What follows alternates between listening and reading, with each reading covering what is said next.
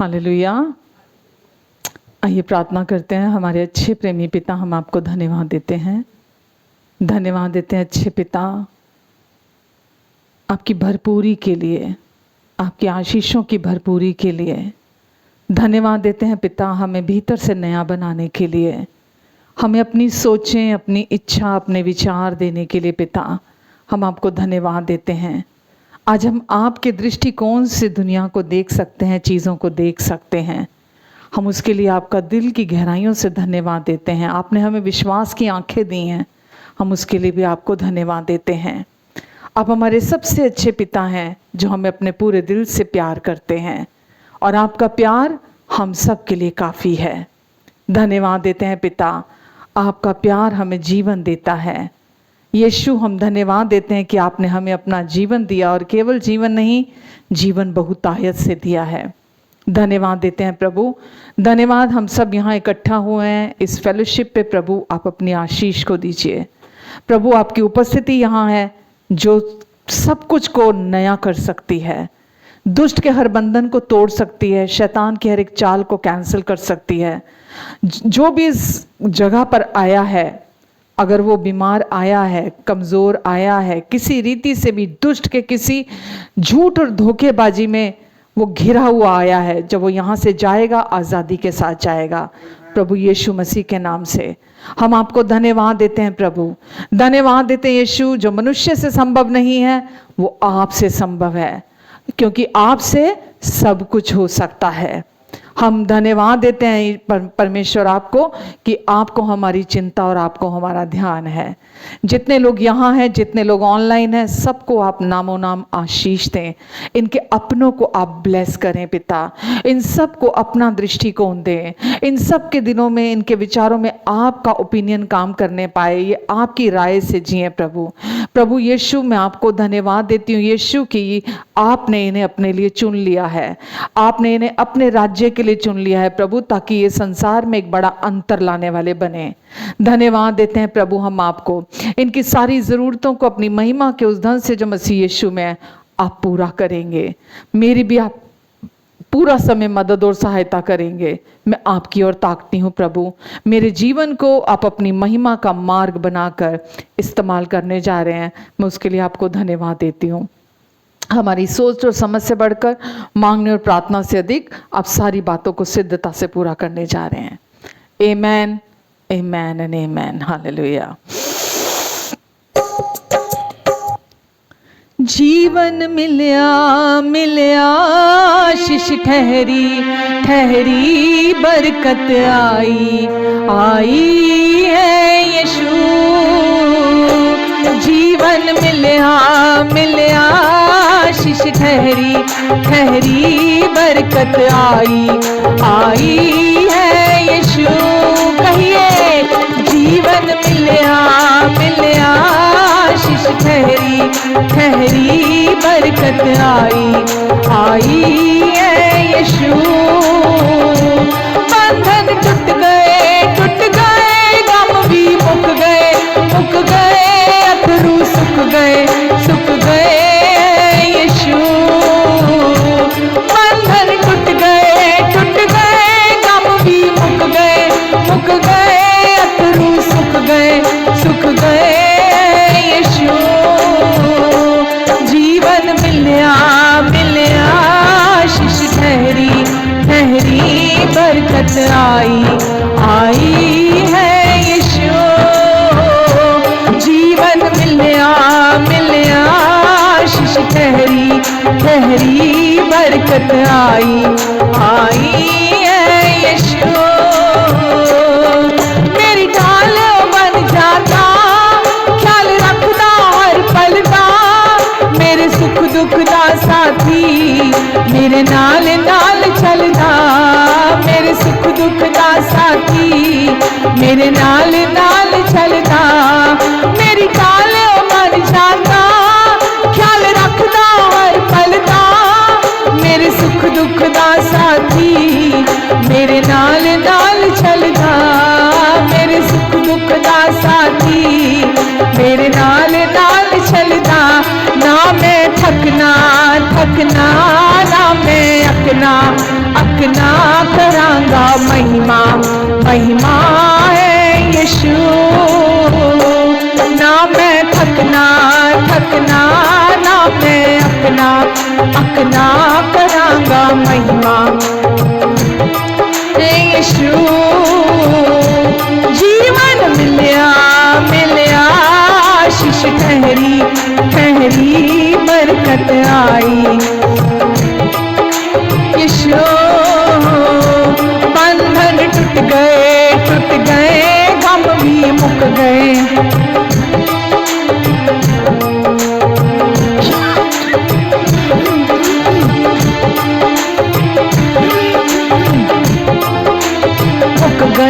मुक गए अथरू सुख गए यीशु। ईमान जो मैं करया भला यीशु दा फड़िया। ईमान जो मैं करया भला यीशु दा फड़िया।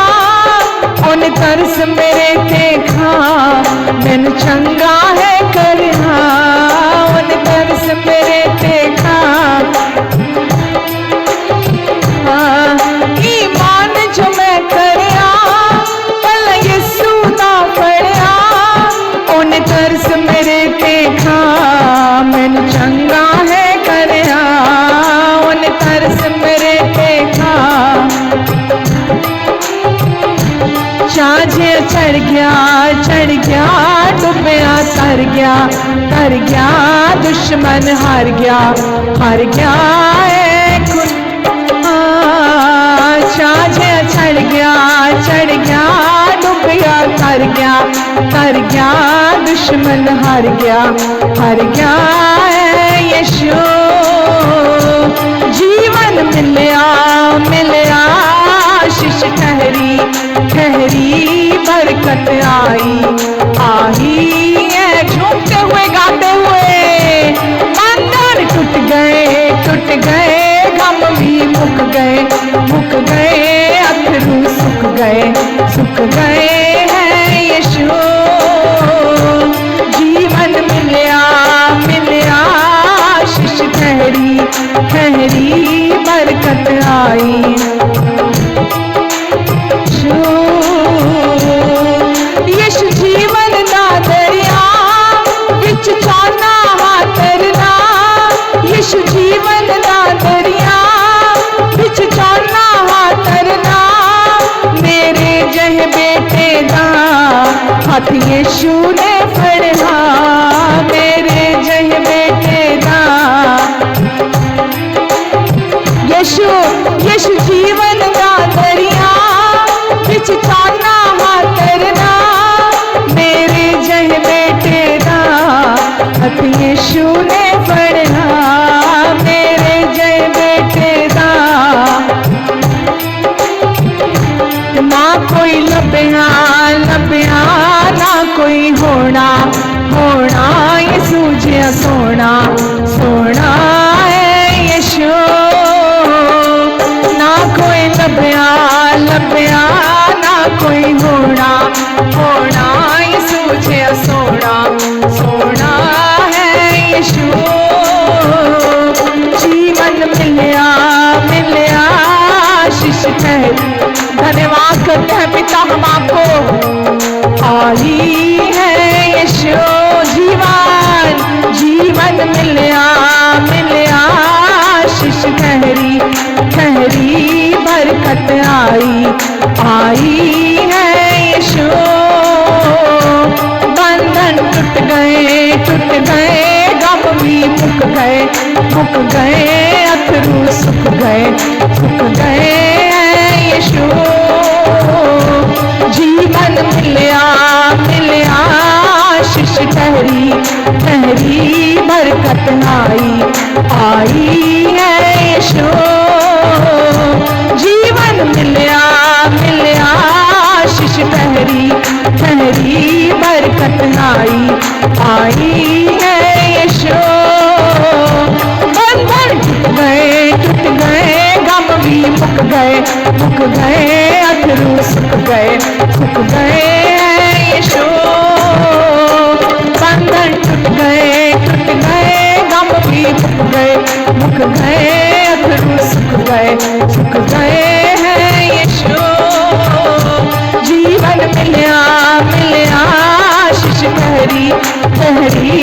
बरकत आई है यीशु।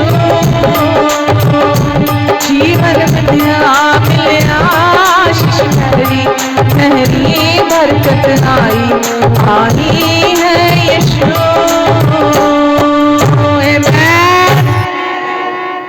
बंधन टूट गए, गम भी मुक गए, अथरू सूख गए। ऐ यीशु, यीशु, यीशु ने जो जीवन दिया है, बंधन तोड़ दिए उस जीवन ने।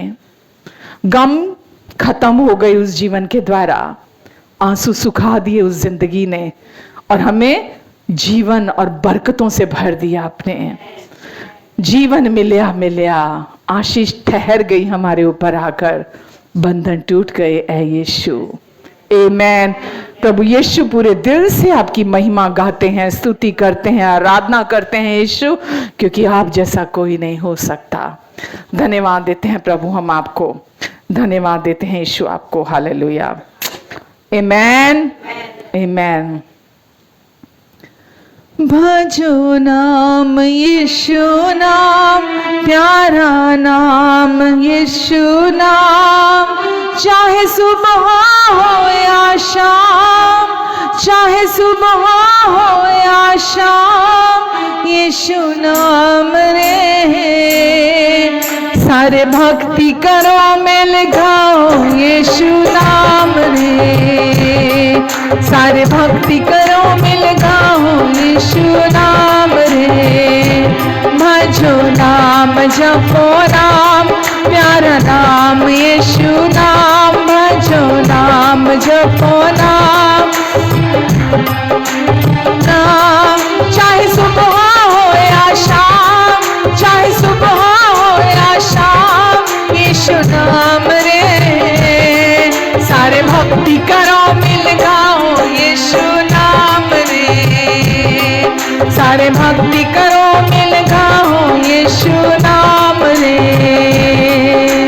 यीशु बिना एक पल नहीं, ये दिल उसके नाम किया, ये दिल उसके नाम किया, ये दिल उसके नाम किया। यीशु बिना एक पल नहीं, ये दिल उसके नाम किया।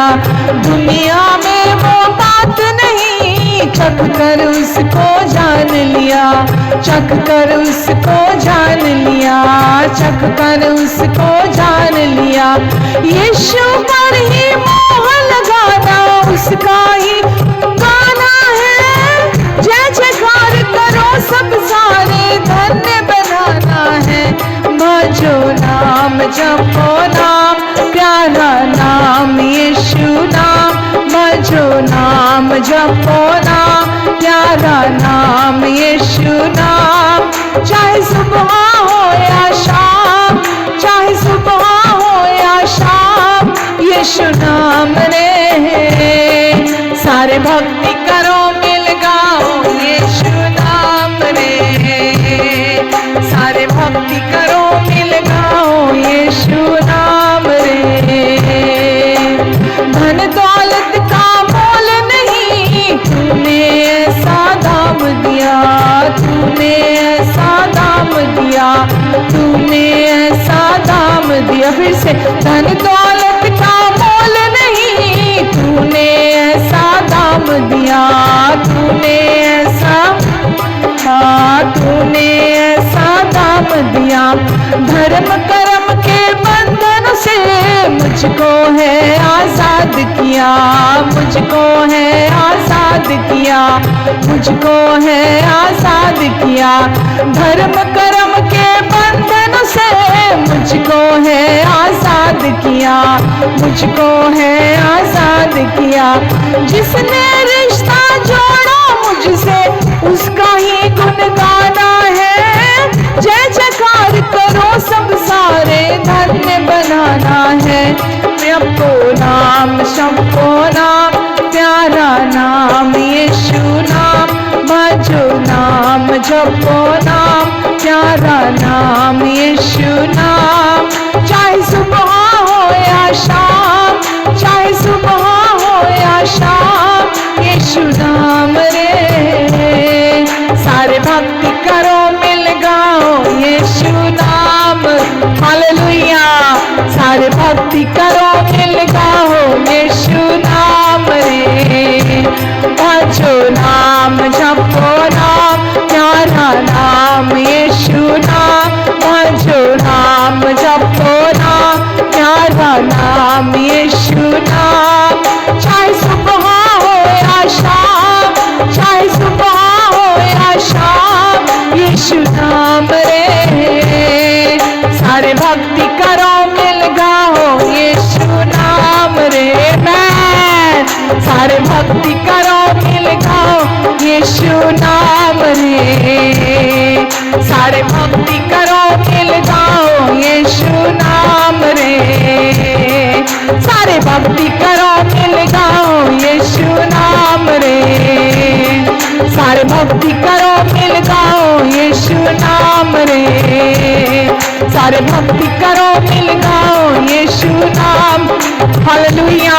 सारे भक्ति करो मिल गाओ यीशु नाम रे।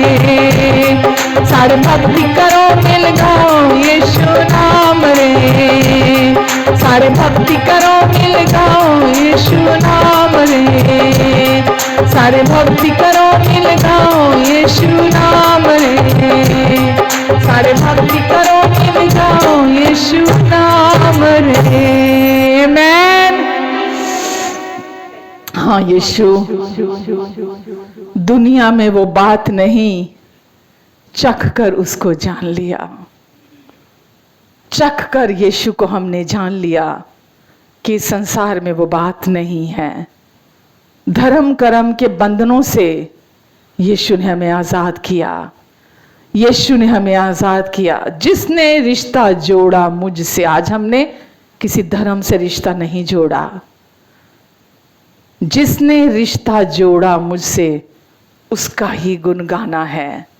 जिसने मुझे मेरी कमियों के साथ स्वीकार कर लिया, जिसने मुझे बदल के प्यार नहीं किया, जिसने कहा मैं तेरे पापों का लेखा नहीं लूंगा, जिसने मेरे सारे पापों की सजा, दंड और न्याय अपने ऊपर चुका दिया ताकि मैं हमेशा का जीवन पालूं, अनंत जीवन पालूं, उसका ही गुण गाना है।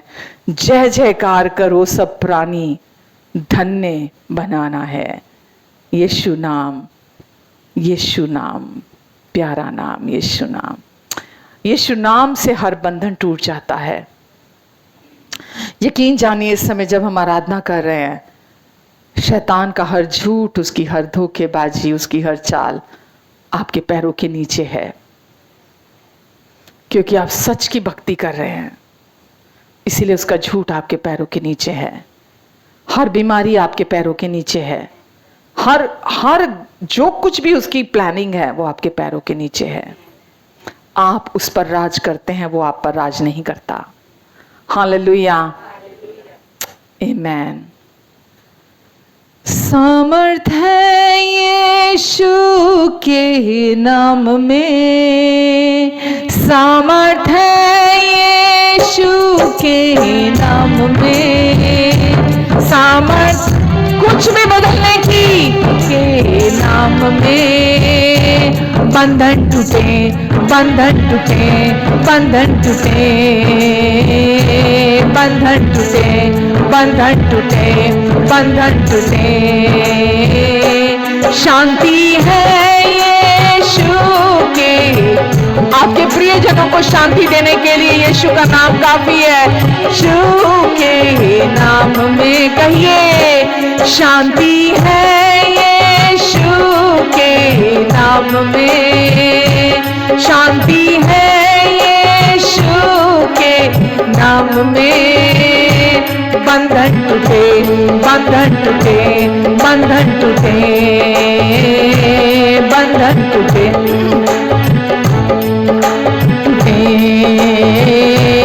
आनंद है यीशु के नाम में। मैं सदा का है यीशु के नाम में। बंधन टूटे, बंधन टूटे, बंधन टूटे, बंधन टूटे, बंधन टूटे, बंधन टूटे।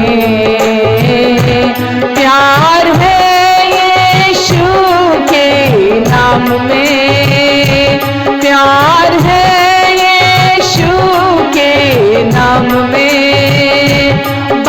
टूटे, बंधन टूटे, बंधन टूटे। विश्वास कीजिए इस समय आपके हर बंधन को यीशु का नाम तोड़ रहा है जब आप उनकी ओर देख रहे हैं।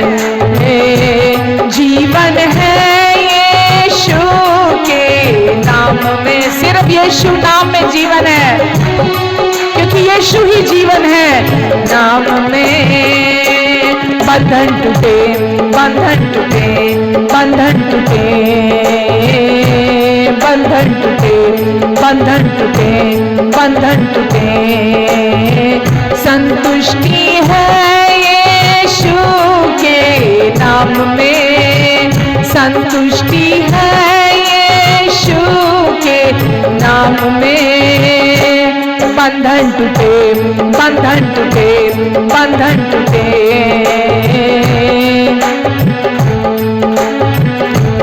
बंधन टूटे। आजादी है यीशु के, हालेलुया, आजादी है यीशु। फिर से कहेंगे, आजादी है यीशु के नाम में, आजादी है यीशु के नाम में। बंधन टूटे, बंधन टूटे, बंधन टूटे, बंधन टूटे, बंधन टूटे, बंधन टूटे। भरपूरी, भरपूरी है यीशु के नाम, भरपूरी है यीशु के नाम में। बंधन टूटे, बंधन टूटे, बंधन टूटे, बंधन टूटे, बंधन टूटे, बंधन टूटे। करुणा है यीशु के नाम में, करुणा है यीशु के नाम में। बंधन टूटे, बंधन टूटे, बंधन टूटे, बंधन टूटे, बंधन टूटे, बंधन टूटे। सामर्थ्य यीशु के नाम में, सामर्थ्य यीशु सब कुछ को बदलने की। बंधन टूटे, बंधन टूटे, बंधन टूटे, बंधन टूटे, बंधन टूटे, बंधन टूटे, बंधन टूटे, बंधन टूटे, बंधन टूटे। हर बुरी लत का बंधन, बंधन टूटे, बंधन टूटे, बंधन। शैतान के हर झूठ और धोखेबाजी का बंधन टूटे, बंधन टूटे। बीमारी का बंधन, बंधन टूटे, हर झूठ का बंधन, बंधन टूटे, बंधन टूटे, बंधन टूटे, बंधन टूटे, बंधन टूटे, बंधन टूटे, बंधन टूटे, बंधन टूटे, बंधन टूटे, बंधन टूटे, बंधन टूटे, बंधन टूटे। आमीन। यीशु आए ताकि बंदियों को छुड़ा ले, जकड़े हुओं को आजादी दिला दे। यीशु आए ही इसीलिए थे। इसीलिए आज अभी इसी समय आजादी पालो यीशु मसीह के नाम से, छुटकारा पालो प्रभु यीशु मसीह के नाम से। धन्यवाद यीशु, आपकी शालोम शांति में यहाँ हर व्यक्ति के ऊपर बोलती हूँ। कैमरा के उस तरफ भी जो लोग भी हैं सबके ऊपर मैं आपकी शालोम शांति को बोलती हूँ। आपकी शालोम शांति इन सब के मनों में, दिलों में, विचारों में मसीह यीशु में गहरे में वास करने पाए। धन्यवाद प्रभु। अपना सामर्थी अनुग्रहकारी हाथ, जीवन देने वाला हाथ आप हमेशा इन पर बनाकर रखेंगे। अपने अनुग्रहकारी हाथों के नीचे आप इन्हें बनाकर रखेंगे। आपकी बुद्धि और आपका फेवर हमेशा इनके जीवन में आपको महिमा दिलाएगा। धन्यवाद देती हूँ यीशु में आपको, धन्यवाद देती हूँ प्रभु। ये जितने लोग भी इस समय मेरी आवाज को सुन रहे हैं परमेश्वर, ये दुष्ट के किसी भी बंधन में बंधे हुए नहीं रहेंगे। ये हमेशा आपके द्वारा दी गई आजादी में चलेंगे। आपने कहा मसीह ने आजादी के लिए तुम्हें आजाद किया है, इसलिए उसी आजादी में बने रहो। वापिस से उन बंधनों में ना जाओ। दुष्ट वापिस से बंधनों में लेके जाना चाहता है। प्रभु यीशु के नाम से हर व्यक्ति जो भी मेरी आवाज को सुन रहा है, प्रभु आपकी सच्चाई जो ये निरंतर सुन रहे हैं, इन्हें आपकी आजादी में बनाकर रखेगी। धन्यवाद देती हूँ यीशु, धन्यवाद देती हूँ प्रभु। इन सबको आप आशीष दें, इन सबको आप आशीष दें, इन सबको आप ब्लेस करें प्रभु। इनके मनों को आप आशीष दें, इनकी सोचों को, इनके विचारों को आप आशीष दें परमेश्वर। प्रभु ये जहां जहां भी जाते हैं प्रभु, ये आपकी आशीष का घर है प्रभु, आपकी कृपा का घर है प्रभु। इनके द्वारा आपकी आशीषें, आपकी कृपा, आपकी शांति जहां भी ये जाते हैं हर जगह मल्टीप्लाई होते चले जाएं प्रभु यीशु मसीह के नाम से। मैं आपको धन्यवाद देती हूँ यीशु, धन्यवाद देती हूँ प्रभु, धन्यवाद यीशु। आपकी प्रेजेंस के लिए हम धन्यवाद देते हैं यीशु। पूरे दिल से हम आपका आदर करते हैं, सम्मान करते हैं। पूरे दिल से प्रभु हम आपको प्यार करते हैं प्रभु यीशु, क्योंकि आपने पहले हमें प्यार किया। और आज प्रभु आपकी सच्चाई हमारे जीवन को रूपांतरित करती चली जा रही है। आज हम साफ साफ आपके प्यार को देख सकते हैं, जान सकते हैं, छू सकते हैं, समझ सकते हैं। और हम सारी महिमा आपको आपके प्यार के लिए भी देते हैं और आपकी स्तुति करते हैं। धन्यवाद, धन्यवाद। सबको आप आशीष दें परमेश्वर। आगे के समय के लिए भी आप पर डिपेंड होती हूँ मैं, मेरी भी मदद करेंगे आप आगे भी, यीशु के नाम से। आमीन, आमीन, हालेलुया। कैसे हैं सब? आमीन। कितने लोगों ने वर्शिप को खूब एंजॉय किया है? आमीन, आमीन। जब हम आराधना करते हैं तो प्रभु की उपस्थिति हमारे बीच में होती है। जब हम आराधना करते हैं, प्रभु हमारे लिए हमारे साथ हैं, हमारी और हैं, और उनको अच्छा लगता है कि जो कुछ उन्होंने हमारे लिए पूरा कर दिया, हम उसके लिए उनको महिमा देते हैं। आमीन। जो कुछ उन्होंने कर दिया, आज हम उसको जानते हैं, आज हम उसको समझते हैं, और उसके लिए हम उनको धन्यवाद से भरे हुए हृदय के साथ महिमा देते हैं, क्योंकि वो इसके योग्य परमेश्वर हैं। आमीन। खुश हैं आज आप? आमीन। सीख रहे हैं लगातार, बढ़ रहे हैं आप लगातार। आमीन। आप यहाँ आज इत्तेफाकन नहीं हैं। परमेश्वर आपको बहुत प्यार करते हैं और वो चाहते हैं कि आप पूरी आजादी का जीवन जिएं, पूरी आजादी का जीवन जिएं। यहाँ जो हमारे दिमाग में, हमारी खोपड़ी में जो ये करना, ये नहीं करना, ये करना, ये नहीं करना, है ना, वो जो हमारे दिमाग में अभी तक बंधन कहीं ना कहीं बने हुए हैं, परमेश्वर नहीं चाहते कि हम उन बंधनों में भी बंधे रहें। वो चाहते हैं हम उनकी बाहों में उस रिलेशनशिप को एंजॉय करें, उस रिलेशनशिप का और रिश्ते का आनंद उठाएं, हम सियाने हो जाएं। जितना अधिक हम वचन को समझते जाते हैं, सीखते जाते हैं, हम शैतान की युक्तियों से अनजान नहीं रहते कि वो कैसे चाल चलता है, वो कैसे काम करता है, वो क्यों करता है, ताकि हम इस संसार में रहते हुए, इस धरती पे रहते हुए परमेश्वर के साथ उस रिलेशनशिप को एंजॉय ना कर पाएं। हम अभी भी देखो, वो हमें नर्क तो लेके जा नहीं सकता। एक बार जिस इंसान ने प्रभु यीशु मसीह पर होल हार्टेडली अपना फेथ दिया, विश्वास कर लिया कि यीशु मसीह ही प्रभु और उद्धार करता है, वही परमेश्वर के पुत्र मसीह हैं, वो मेरे पापों के लिए संसार में आए, मारे गए, गाड़े गए, तीसरे दिन जी उठे और आज भी जिंदा हैं। जो व्यक्ति ये पूरे दिल से विश्वास करता है, उसका नया जन्म परमेश्वर के राज्य में हो जाता है। और जब किसी एक व्यक्ति का परमेश्वर के राज्य में नया जन्म हो जाता है, उसका उद्धार होता है, तभी उसका नया जन्म होता है। और एक बार जिसका नया जन्म हो गया, फिर उस व्यक्ति को कोई भी उसकी अपनी गलती, कोई भी और चीज उस व्यक्ति के उद्धार से अलग नहीं कर सकती। आप अपना उद्धार कभी नहीं खोएंगे। समझ रहे हैं आप?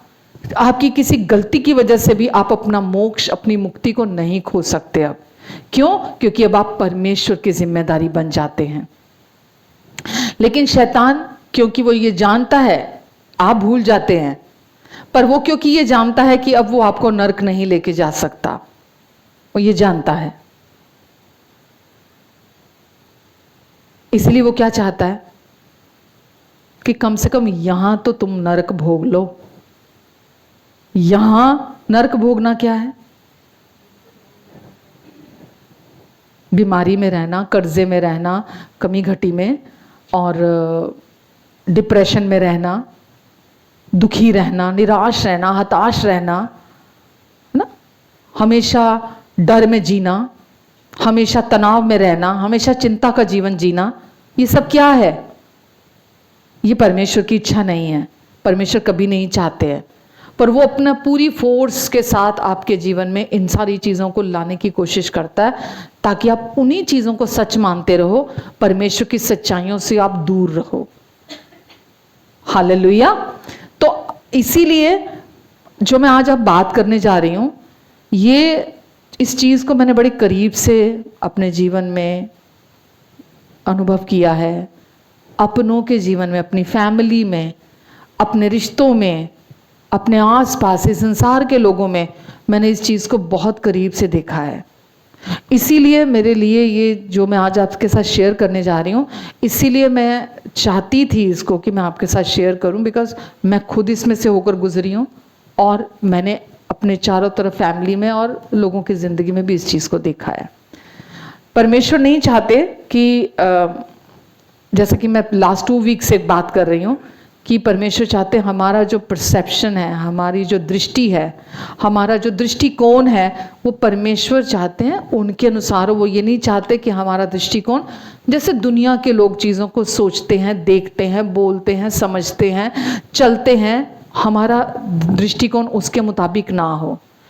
लेकिन जो मैं आपसे बात कर रही हूँ कि दुष्ट अभी भी ये चाहता है कि हमारा दृष्टिकोण अभी भी एक सामान्य सांसारिक व्यक्ति के समान, जो एक दुनियावी इंसान है, उसकी तरह हमारी सोचें हों और हम उसकी तरह एक नॉर्मल जीवन को जीते रहें। पर हम सबको ये पता है कि हम अब एक शारीरिक व्यक्ति नहीं हैं, हम सब एक आत्मिक जन हैं, आत्मिक जीव हैं। और हम सब, परमेश्वर चाहते हैं हम, क्योंकि एक आत्मा है और हम एक आत्मिक जीव हैं, इसीलिए हम आत्मा के अनुसार जीवन जिएं। प्रभु यीशु मसीह आए, क्यों आए थे?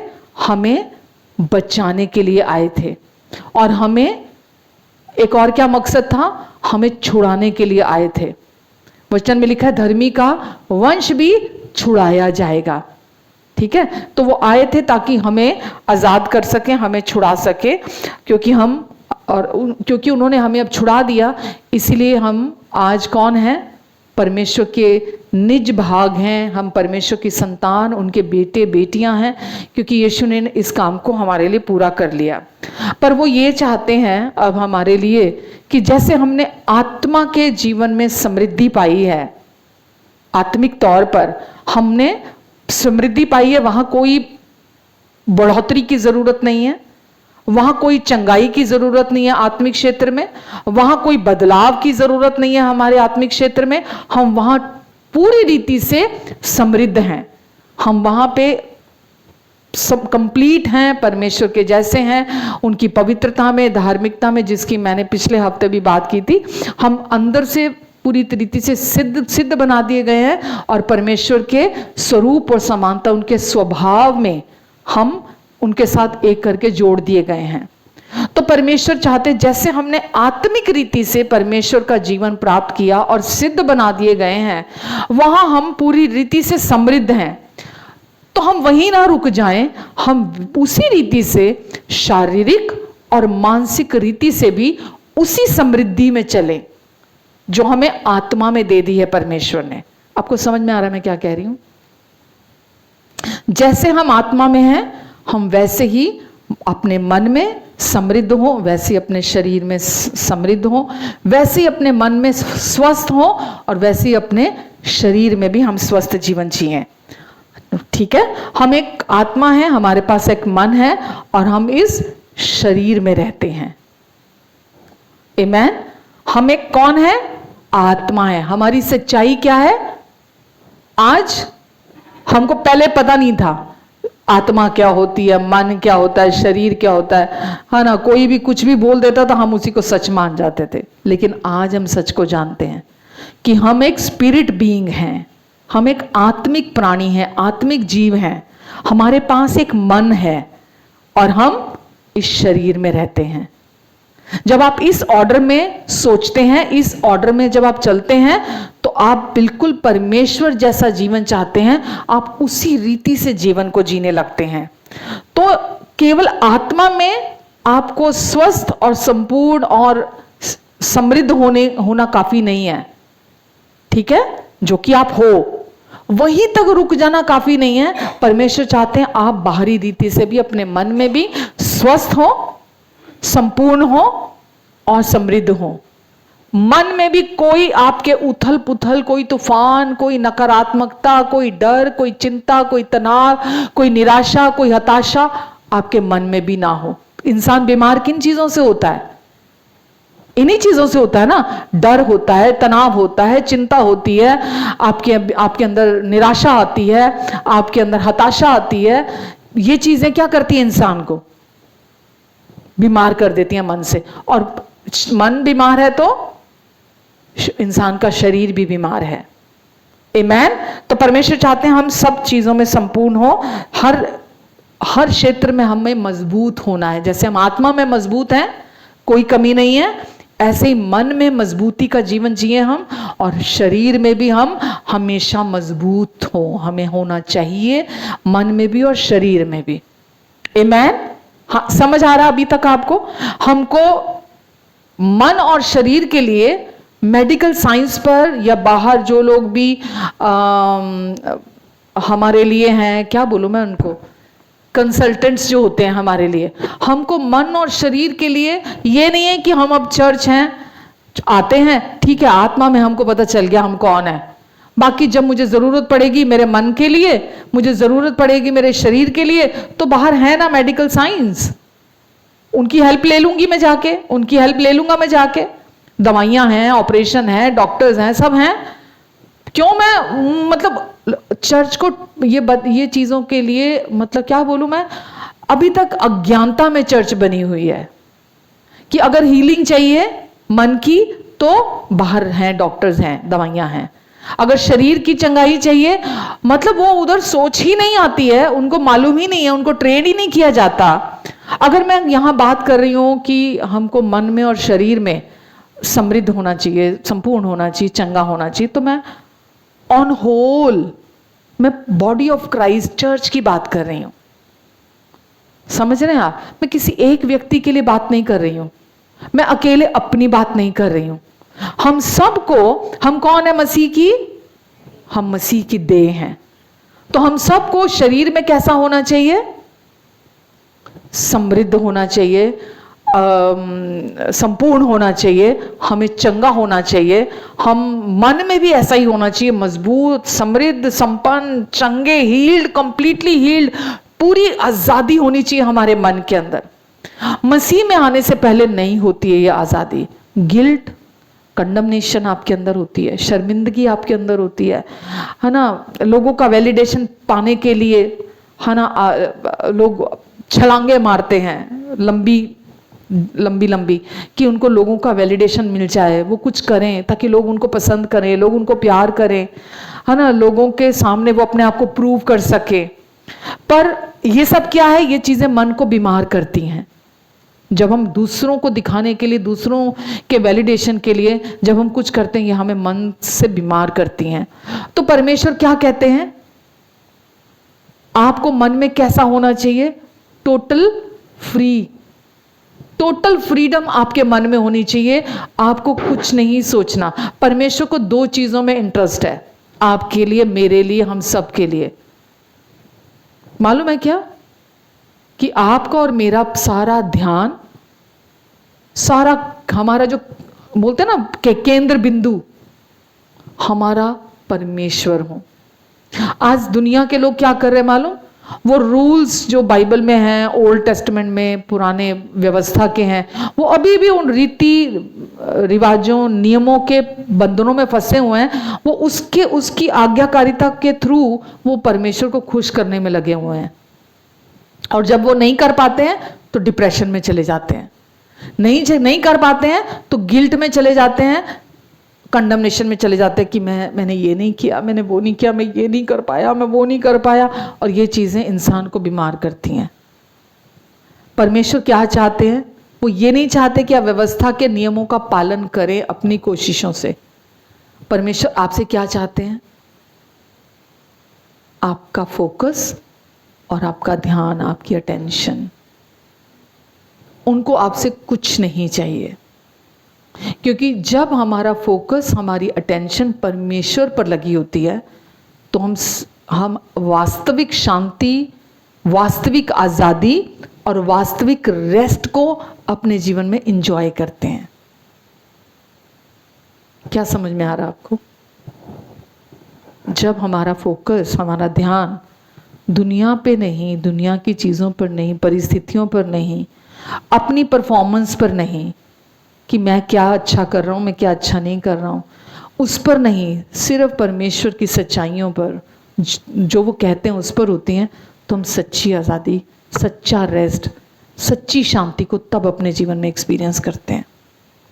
अभी तक अगर मैं दुनिया के ऊपर मेरा फोकस है, और अभी तक अगर मेरा फोकस अपने ऊपर है, अगर अभी तक मेरा फोकस सिचुएशंस के ऊपर है, मैंने इसका मतलब मैंने अभी तक ना तो वो शांति को अनुभव किया है, ना मैंने अभी तक उस आज़ादी को अनुभव किया है, ना मैंने अभी तक उस विश्राम के जीवन को अपने अंदर अनुभव किया है जो देने यीशु आए थे। आप समझ रहे हैं? दुनिया के लिए, दुनिया को दिखाने के लिए, दुनिया का वैलिडेशन पाने के लिए हमको कुछ करने की अब ज़रूरत नहीं है, क्योंकि सबसे बड़ा वैलिडेशन परमेश्वर का है, अप्रूवल उनका, वो हमारी तरफ है, वो हमारे साथ है, और उन्होंने आपको आपकी रिपोर्ट कार्ड में 100 आउट ऑफ 100 दे दिया है, 100 में से 100 आपको दे दिया है। अब किसी और के वैलिडेशन की आपको ज़रूरत नहीं है। आप समझ रहे हैं? जब आप इस सच को अपने अंदर अंडरस्टैंडिंग के साथ गहरे में रिसीव करते हैं, आप उस दिन मुझे खुद फ़ोन करके बोलोगे कि इस शांति को तो मैंने पहले कभी अनुभव नहीं किया था, इस रेस्ट को तो मैंने पहले कभी अनुभव नहीं किया था, ये आज़ादी तो मेरे को पता ही नहीं थी, मैं सोच रहा था कि मैंने एक्सपीरियंस कर लिया, लेकिन इसको मैंने अभी तक एक्सपीरियंस नहीं किया था। सबसे इंपॉर्टेंट हमारे जीवन में है मन की चंगाई, और शैतान भी हमारे मन के ही पीछे है। समझ रहे हैं?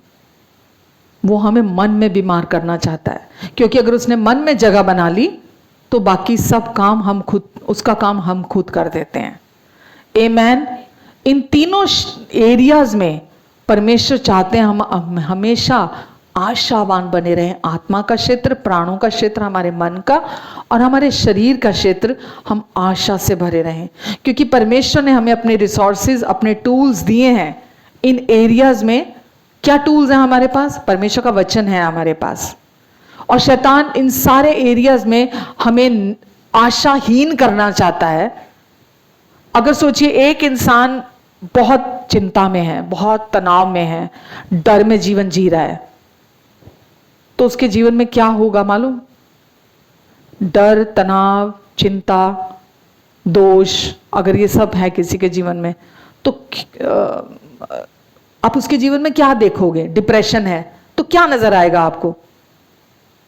एक तो वो आशाहीन होगा, और जब वो इंसान आशाहीन होगा, हताश होगा, निराश होगा, तो उसको क्या थॉट्स आते हैं? सुसाइडल थॉट्स आते हैं, उसको आत्महत्या कर देने के थॉट्स आते हैं। आप उस व्यक्ति को होता है ना ऐसे ही? तो वो क्यों आए सुसाइड के थॉट्स, निराशा के थॉट्स? मतलब वो तनाव, चिंता, डर किसने परोसा? शैतान ने परोसा। दोष लगाना, शर्मिंदगी के थॉट्स, ये सब किसने, कौन लेकर आया विचार? शैतान लेकर आया, बाहर से आए ये विचार। जब वो बाहर से लेकर आया तो वो विचारों को आपने अपने अंदर ले लिया, और जब आपने अपने अंदर ले लिया तो क्या किया आपने? बाहरी चीजों को, परिस्थिति को आपने अपने अंदर जगह दे दी। अपने अंदर घर बना दिया। जब आप बाहरी परिस्थिति को अपने अंदर जगह बना देते हैं तो वो परिस्थिति जो बाहर की है वो आपको पूरी तरह हड़प लेती है, आपके अंदर से पूरा कब्जा कर लेती है आपके अंदर। समझ रहे हैं आप? तो आप क्या सोचते हैं, हम ये नहीं कह सकते। कभी कभी चीजें हो जाती हैं आउट ऑफ कंट्रोल, कभी कभी हो भी जाता है। मेरा प्यार आपके साथ है, क्या बोलूं मैं आपके बारे में मतलब कुछ नेगेटिव नहीं यहां अपना परसेप्शन बना रही हूं, लेकिन मैं आपको जगाने की भी कोशिश कर रही हूं कि अगर कोई ऐसे थॉट्स आते हैं आपको और कोई आपको अगर रोक के बोलता भी है ना, चर्च में भी अगर आप देखोगे अमूमन तो लोग बोल देते हैं क्या हो गया, कभी कभी सोच भी लिया तो क्या हो गया, कभी कभी टेंशन कर भी ली तो, इंसान है हम, टेंशन हो जाती है, क्या हो गया, कभी कभी डर भी लिया तो क्या हो गया, चीजें, इंसान है हम तो क्या हो गया। आप एक आत्मिक जीव हैं। अब आप संसारिक नहीं हैं, अब आप आत्मिक हैं और आपको यह समझने की जरूरत है कि कभी कभी चीजें नियंत्रण से बाहर अब आपके जीवन में नहीं हो सकती, क्योंकि अब आप खुद नियंत्रण में हैं अपनी बॉडी के। पहले जब पाप आपके शरीर में रहता था आप आउट ऑफ कंट्रोल थे, आपके पास नियंत्रण नहीं था, आप कंट्रोल नहीं कर सकते थे अपने लाइफ को। लेकिन अब क्योंकि पाप आपके जीवन में राज नहीं करता, परमेश्वर आपके अंदर आके रहने लगे हैं, आप उनके साथ एक आत्मा होकर जुड़ चुके हैं, परमेश्वर का जीवन अब आपके अंदर है, परमेश्वर आपके साथ एक हो चुके हैं। अब आप आउट ऑफ कंट्रोल नहीं हो सकते। समझ रहे हैं आप? लेकिन अगर एक व्यक्ति डर में है, मैं बहुत कोशिश कर रही हूं कि मैं बड़ा आसान करके इसको एक पतला तरल पदार्थ बना के आपके सामने रखूं ताकि आप शैतान की चालों को समझ सको। अब अगर आपके जीवन में, हम सबके जीवन में होता है, अगर कोई एक व्यक्ति बोलता है ना कि मुझे बड़े नेगेटिव थॉट्स आते हैं, बड़े नेगेटिव थॉट्स आते हैं मेरे को बहुत, मैं तो परेशान हो जाता हूं, मैं तो परेशान हो जाती हूं, मैं हाथ उठाने के लिए बोलूंगी आप सबको, जिसको नेगेटिव थॉट्स नहीं आते वो अपने हाथ खड़ा करे। कोई नहीं है ना? कोई ऐसा है ही नहीं दुनिया में जिसको नेगेटिव थॉट्स ना आते हो। पूरी दुनिया में ऐसा कोई नहीं है। क्यों आते हैं नेगेटिव थॉट्स? डर के, चिंता के, तनाव के, निराशा के, हताशा के, ऐसे विचार क्यों आते हैं और कहां से आते हैं? कौन लेकर आता है ऐसे थॉट्स को आपके मन में? दुष्ट लेकर आता है आपके मन में। ठीक है, जो यहां खड़ी होकर मैं आज प्रचार कर रही हूं ना, अगर मैं यहां बोल दूं कि मुझे तो नेगेटिव थॉट्स नहीं आते, तो सबसे बड़ी झूठी तो मैं ही हूं। पहले सबसे बड़ी झूठ मैं बोल रही हूं कि मुझे नेगेटिव थॉट्स नहीं आते। कोई ऐसा नहीं है। इसीलिए मैं आपको ये बात इसलिए बोल रही हूं कि पहले तो यहां से रेस्ट में आ जाओ कि मैं अकेला नहीं हूं, मैं अकेली नहीं हूं जिसको नेगेटिव थॉट्स आते हैं। सबको आते हैं नेगेटिव थॉट्स, हम सबको आते हैं। और क्योंकि हम सबको, दुष्ट हमें अकेला नहीं छोड़ता।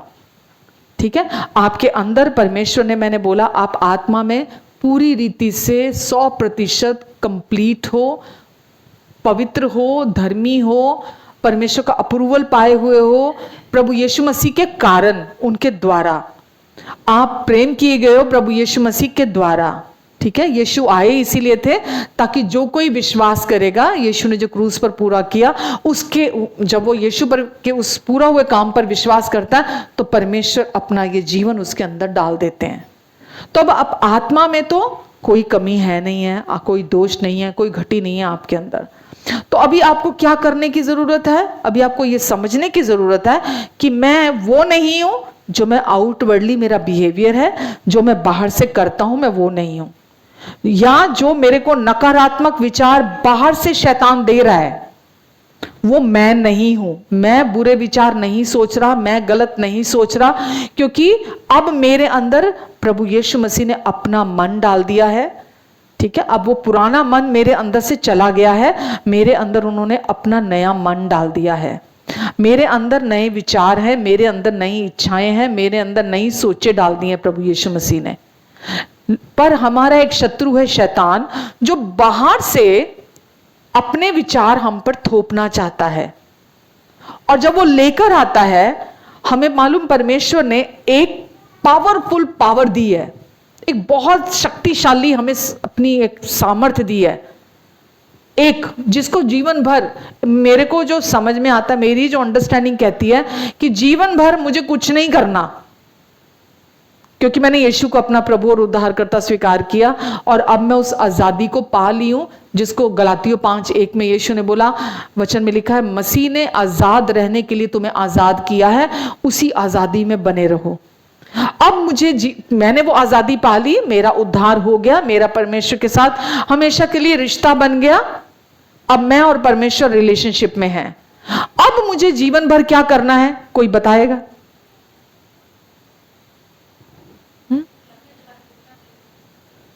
उसको विश्वास करना। लेकिन जो आज का हमारा विषय है,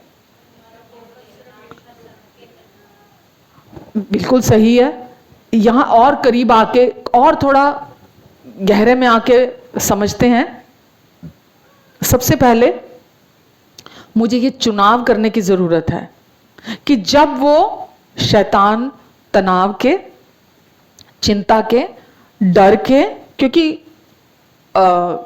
2 तिमोथी 1:7 में लिखा है, परमेश्वर ने हमें डर का आत्मा नहीं दिया। अब डर का आत्मा आपके अंदर नहीं है। परमेश्वर ने आपको सामर्थ, संयम और प्रेम का आत्मा दिया है। ठीक है, सामर्थ, संयम, संयम को बोलते हैं साउंड माइंड, समृद्ध मन आपको दिया है परमेश्वर ने, आपके अंदर काम करता है। सामर्थ, साउंड माइंड और प्यार का आत्मा आपके अंदर दिया है।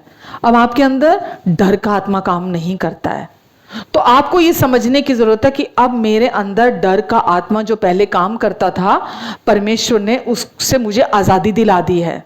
पर शैतान अभी भी बाहर से आपके पास आता है ताकि आप दरवाजा खोलें, और आप जब दरवाजा खोलेंगे तो वो आपके अपने डर की आवाज के द्वारा, डराने वाली बातों के द्वारा, वो आपके मन में वो अपनी झूठ और धोखेबाजी की बातों को आपके अंदर भर सके। उसका टारगेट है आपके अंदर निराशा को लेके आना। वो चाहता है आप किसी रीति से निराशा तक पहुंच जाए, निराशा के लेवल तक पहुंच जाए, और जब आप निराशा के लेवल पर पहुंचेंगे तो सुसाइड करने के लिए आप तैयार हो जाएं। ठीक है, तो उसका टारगेट क्या है कि अंदर तो क्लीन हो चुका है, अंदर सारा शुद्ध हो चुका है, अंदर सारा साफ हो चुका है, आपके अंदर परमेश्वर ने कुछ भी काम बाकी नहीं छोड़ा है। सिर्फ आपको अपने मन को नया करने की जरूरत है, यानी कि जैसा परमेश्वर ने आपके लिए कर दिया, आपको अब उसको करने की जरूरत है। और यहां जो मेन बात मैं अभी बोलने वाली थी वो ये कि जब भी शैतान आपके लिए आपके मन में, मैंने बोला ना, मैं भी उससे अछूती नहीं हूं, वो नेगेटिव थॉट्स लेकर आता है, चाहे किसी के अगेंस्ट भड़काने के, किसी के अगेंस्ट उकसाने के, किसी के विरोध में आपको खड़ा करने के, सबसे ज्यादा तो आपकी फैमिली के विरोध में, आपके अपनों के विरोध में वो आपको खड़ा करने आता है। हाँ के ना, सबसे ज्यादा वो आता है ताकि आपको आपके फैमिली के विरोध में खड़ा कर सके। तो वो आपके अंदर ऐसे विचार, नकारात्मक, इतने गंदे विचार आपके अंदर डालना शुरू करता है। इवन हस्बैंड को वाइफ के, वाइफ को हस्बैंड के खिलाफ, पेरेंट्स को बच्चों के पेरेंट्स के खिलाफ, आपके दूसरे रिश्तों के खिलाफ, जो भी आपके दोस्त हैं, अपने हैं, उन सब के खिलाफ, ताकि आप अपने अंदर आइसोलेट फील करो, है ना, अकेला महसूस करो कि मेरा तो कोई है ही नहीं है, मैं जी के क्या करना है मैंने, अब कोई भी प्यार नहीं करता, कोई मेरे लिए खड़ा नहीं है, कोई है नहीं जिसके पास मैं जा सकूं, मैं चला जाऊं, कोई नहीं है जो मेरी मदद कर सके, कोई नहीं है जो मुझे पूछे, कोई नहीं है, किसी को मेरी फिक्र नहीं है, किसी को मेरी चिंता नहीं है ना। तो वो आपके अंदर ऐसे विचार देता है। किसी को अगर कोई बीमारी के लक्षण आ गए, अरे अब तो ये बीमारी आ गई, बस अब तो जिंदगी खत्म हो गई, अब तो दुनिया खत्म हो गई, अब तो कोई इलाज नहीं है मेडिकल साइंस में इसका, अब तो कोई है ही नहीं है, कि कोई ऐसा नहीं है जिसके पास मैं जाऊं और मैं इससे छुटकारा पा सकूं, आजादी पा सकूं। क्योंकि हमने अपने आप को परमेश्वर के वचन से, जो हमें आशा से भरता है, हमने उससे फीड नहीं किया, हम अपने आप को दुष्ट के विचारों से फीड कर रहे हैं जो वो हमें दे रहा है। है ना, और उसका टारगेट क्या है? हमारा अंत। वो चाहता हम अपने जीवन को अंत कर दें, हम अपने जीवन को खत्म कर दें, क्योंकि हम एक व्यक्ति को अगर आशाहीन हो गया, वचन में लिखा है मन के टूट जाने से इंसान की हड्डियां भी सूख जाती हैं, वो अपने आप मृत्यु को प्राप्त कर लेता है, वो मर जाता है एक दिन, क्योंकि मन टूटा हुआ मन है उसका, आशाहीन है उसका मन, उसके मन में कोई आशा नहीं है। तो हम ये नहीं कह सकते नहीं कुछ चीजें कंट्रोल से बाहर होती हैं, नहीं हो सकती। मैं खुद भी ऐसे ऐसे समयों से गुजरी हूं, है ना, जब मतलब अपने आप को संभाल पाना मेरे लिए भी मुश्किल था, गुजरी हूं मैं भी ऐसे समयों से। और कोई भी अछूता नहीं है, कोई भी ऐसा नहीं कह सकता कि ये चीज से मैं अछूता रह गया हूं, ये चीजें मेरी जिंदगी में नहीं होंगी।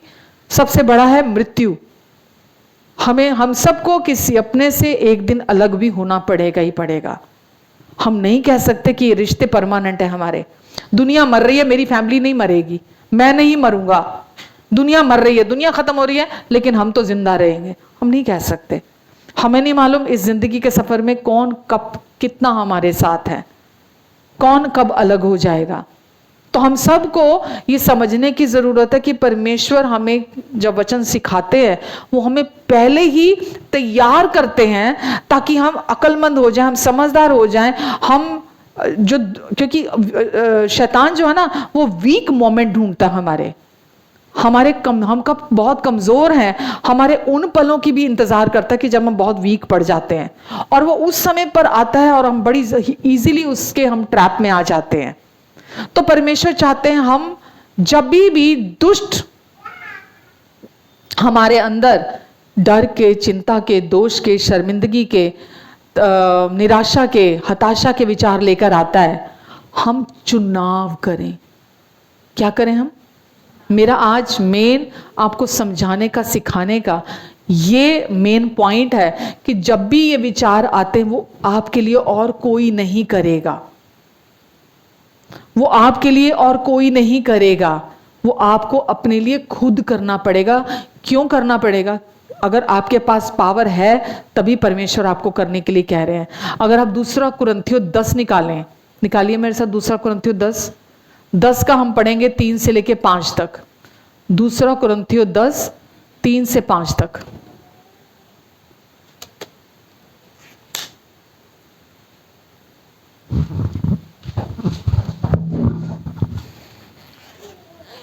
अगर हम सोचिए, अगर हम विश्वासी हैं और हमें परमेश्वर के वचन के अनुसार परिणाम चाहिए अपने जीवन में, तो हमें परमेश्वर के वचन के अनुसार ही चलना पड़ेगा, जो परमेश्वर का वचन कहता है। अगर मुझे संसार के अनुसार परिणाम चाहिए तो फिर मुझे संसार के अनुसार चलना पड़ेगा। लेकिन अगर मुझे संसार के अनुसार अगर आप चलते हैं, वचन में लिखा है, क्या लिखा है? जब परमेश्वर आशीष देते हैं तो उसमें दुख नहीं मिला होता। क्योंकि यद्यपि हम शरीर में चलते फिरते हैं तो भी शरीर के अनुसार नहीं लड़ते। क्योंकि हमारी लड़ाई के हथियार शारीरिक नहीं पर गढ़ों को ढा देने के लिए परमेश्वर के द्वारा सामर्थी हैं। क्योंकि हमारे लड़ाई के हथियार शारीरिक नहीं हैं कि हम शरीर में लड़ें, है ना। शैतान क्या चाहता है? हम शरीर में लड़ें एक दूसरे से, पर हमारे लड़ाई के हथियार शारीरिक नहीं हैं कि हम एक दूसरे से लड़ें, वरन गढ़ों को ढा देने के लिए परमेश्वर की ओर से सामर्थी हैं। अब परमेश्वर चाहते हैं, उन्होंने हमें आत्मिक हथियार दिए हैं।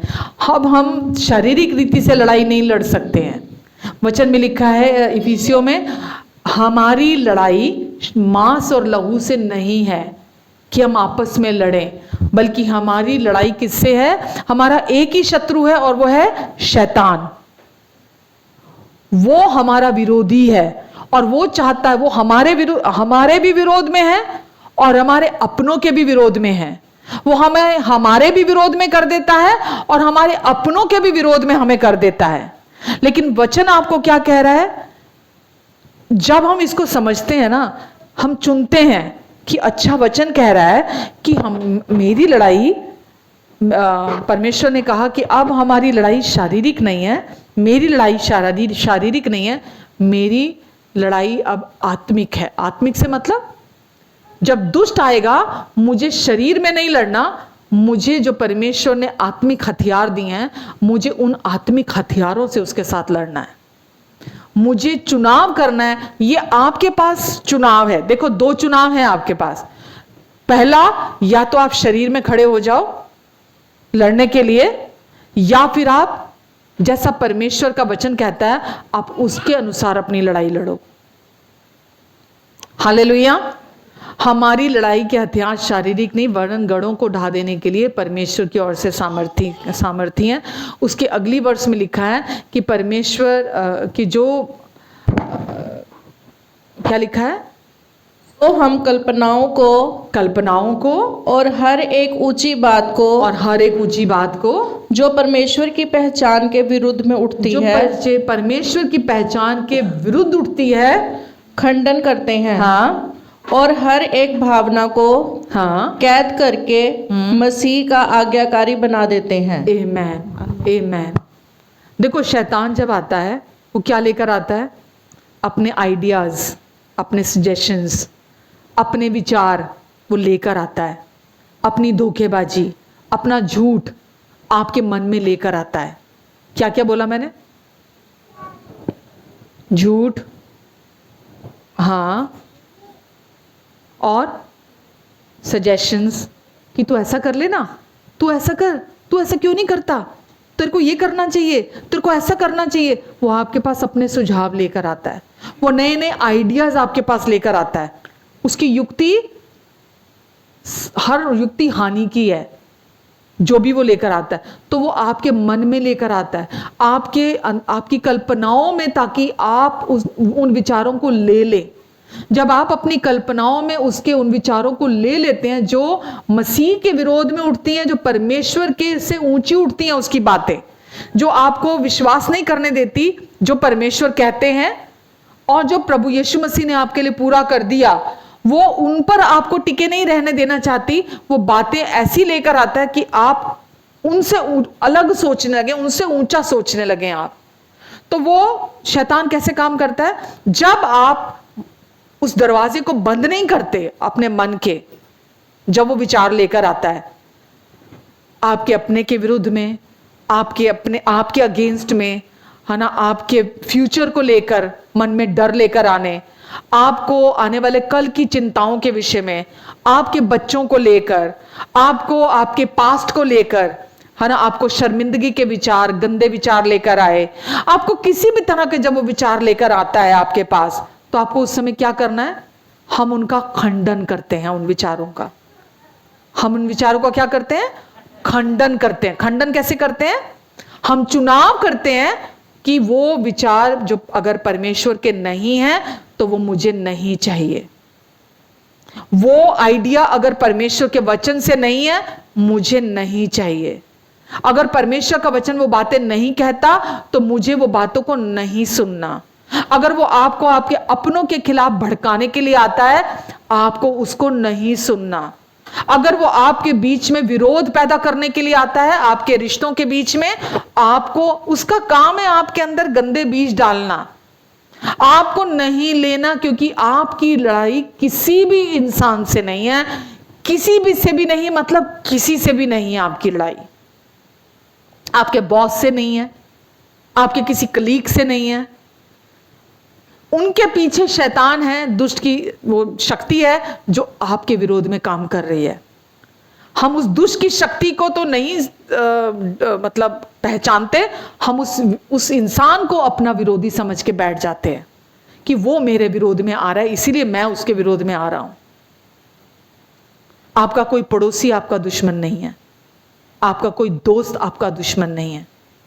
आपके अंदर जब विचार आते हैं, दुष्ट लेकर आता है, डर के, चिंता के, तनाव के, निराशा के, हताशा के, कोई किसी भी तरह के, आपको उस समय क्या करना है?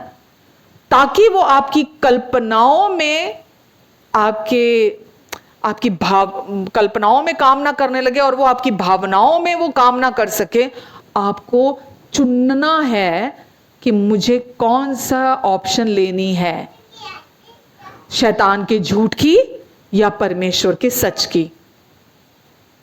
शैतान का झूठ, अगर आप कॉन्शियस नहीं है तो कोई भी बीज आएगा, शैतान डाल के चला जाएगा। कोई भी बीज आएगा वो डाल के चला जाएगा। आपको सबसे एक और इम्पॉर्टेंट बात यहां बोलना चाहूंगी, देखो, या तो प्रभु यीशु मसीह सच्चे हैं या प्रभु यीशु मसीह झूठे हैं। अगर प्रभु यीशु मसीह झूठे हैं तो जो कुछ भी इन्होंने परमेश्वर के बारे में बोला वो सब झूठ है।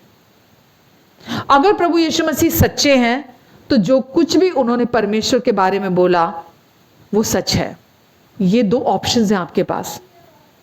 आप प्रभु यीशु मसीह ने जो कुछ कहा उसको सच मानते हो या झूठ मानते हो। अगर आप सच मानते हो तो जो कुछ भी परमेश्वर ने कहा है वो आपके लिए सच होगा। अगर मतलब आज ही फैसला कर लो अपने मन के अंदर, तीसरी कोई ऑप्शन नहीं है।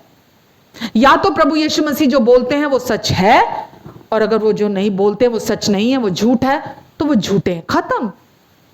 फिर विश्वास करने का तो कोई मतलब ही नहीं है हमारे पास, कोई कारण ही नहीं है हमारे पास विश्वास करने का।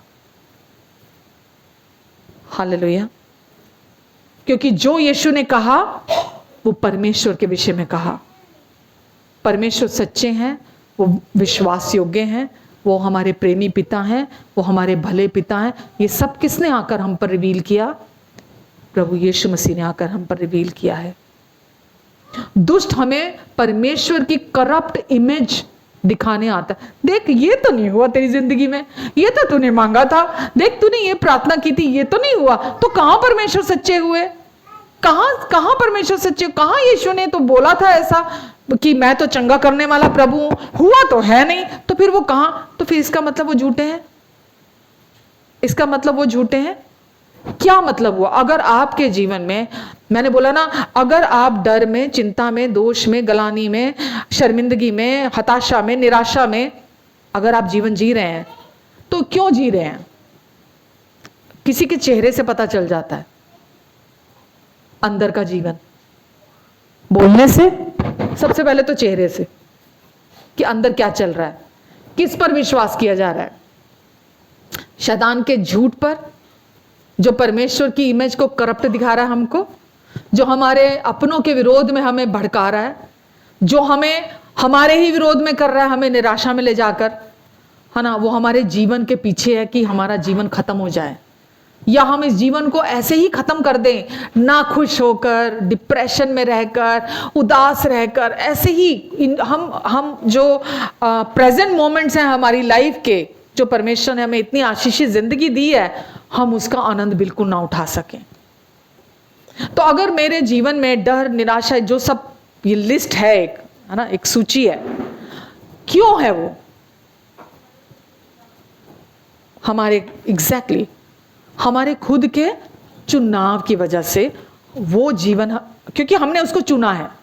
जब शैतान आया, दरवाजा खटखटाया उसने मेरे मन का, खटखटाया क्या खटखटाता है वो तो जबरदस्ती, आप सिर्फ, वो कहता है बस मेरे साथ हाँ भर दे, मैं बोल रहा हूं ना तो बोल, हाँ वो तो ऐसा ही है, मैंने नहीं सोचा था उसके बारे में, तो बिल्कुल नहीं सोचा, सारी दुनिया के बारे में सोच सकता था, पर वो ऐसा निकलेगा, बिल्कुल सही बात है। बस हो गया काम, हो गया काम। बोला मिल गया अप्रूवल मेरे को, चल अब आप बैठ, गपशप मारते हैं आपस में, चल अब आपस में गप्पे मारते हैं। फिर वो अपनी नई और झूठी बातें जो नर्क के गड्ढे से लेके आ रहा है ना, वो है ना, वो वहां से निकाल कर लेकर आता है। क्यों? क्योंकि आपने कान दे दिए, आप सुनने लगे, उसको आपका दृष्टिकोण चाहिए, वो चाहता है आप उसके हिसाब से सोचने लग जाओ, देखने लग जाओ, बोलने लग जाओ, आपकी दुनिया सारी उसी हिसाब से चलने लग जाए। समझ रहे हैं आप? पर परमेश्वर क्या बोलते हैं? चुनने की शक्ति दी है मैंने तुझे। हमारी फ्री विल को परमेश्वर नहीं छेड़ते। हमें जो उन्होंने स्वतंत्र इच्छा दी है ना, चुनने वाली, मैं ये चुनूं, मैं ये ना चुनूं, मैं करूं, मैं ये ना, जबरदस्ती नहीं परमेश्वर पकड़ के लेके जाएंगे, ये कर, कभी नहीं करेंगे। वो बोलते कि नहीं, तुम अब शैतान की युक्तियों से अनजान नहीं हो। चौकस रहो, जैसे हवा बहकाई गई वैसे ही तुम भी कहीं बहकाई ना जाओ। हवा के पास चुनाव नहीं था क्या? नहीं था क्या?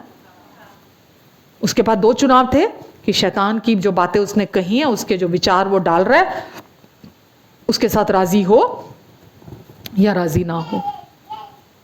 वो भी राजी हो गई और उसके साथ उसका एक शब्द बोलने का मन करा, वो बोलूंगी नहीं, उसका समझदार पति भी राजी हो गया, वो भी राजी हो गया। कुछ नहीं सोचा, कुछ नहीं, बस जो उसने बोला, दुष्ट ने बोला, हाँ मान ली और सब कर दिया, और आज तक भुगतान भुगत रही है दुनिया। सियाने बनो। सही चुनाव कि जिस समय वो दस्तक देने आता है, खंडन करो, उसका खंडन करो। मेरे जीवन में जब जब आपको क्या लगता है मेरा कोई रिश्ता बचा होगा जिसके खिलाफ शैतान ने नेगेटिव थॉट्स नहीं दिए होंगे? लगता है आपको? मेरे हस्बैंड के खिलाफ, मेरी बेटियों के खिलाफ, मेरे बेटे के खिलाफ, मेरी डॉटर इन लॉ के खिलाफ, मेरे सबके खिलाफ, दामाद के खिलाफ, सबके खिलाफ बख्शा होगा कहीं? क्योंकि हम में से कोई परफेक्ट है ही नहीं। है कोई परफेक्ट? इंक्लूडिंग आवर सेल्फ्स, हम भी परफेक्ट नहीं है। तो वो क्या दिखाने आता है? दूसरों के इम्परफेक्शन को, दूसरों की कमियों को, दूसरों की असिद्धता को, कि देख वो ऐसा, देख उसने ऐसा किया तो इसने। मेरा चुनाव क्या होना चाहिए? मैं तो पास्टर हूं, पास्टर, मैं कैसे सुन लूं, मैं कैसे सह लूं, सीधा कर दूंगी सबको। ऐसे ये मेरा होना चाहिए? क्या होना चाहिए? मेरी फैमिली है ये। अगर दुष्ट मेरे को मेरे हस्बैंड के खिलाफ नेगेटिव थॉट्स लेके आता है, it is none of his business. वो मेरे हस्बैंड है, मेरी जान है वो। उनकी हर कमी के साथ मैंने उनको एक्सेप्ट किया है। मैं कभी उनके अगेंस्ट शैतान से नहीं सुनूंगी। नहीं सुनूंगी मतलब नहीं सुनूंगी। ये मेरा चुनाव है। अगर आपके अंदर ये डिटर्मिनेशन है, अगर आपके अंदर ये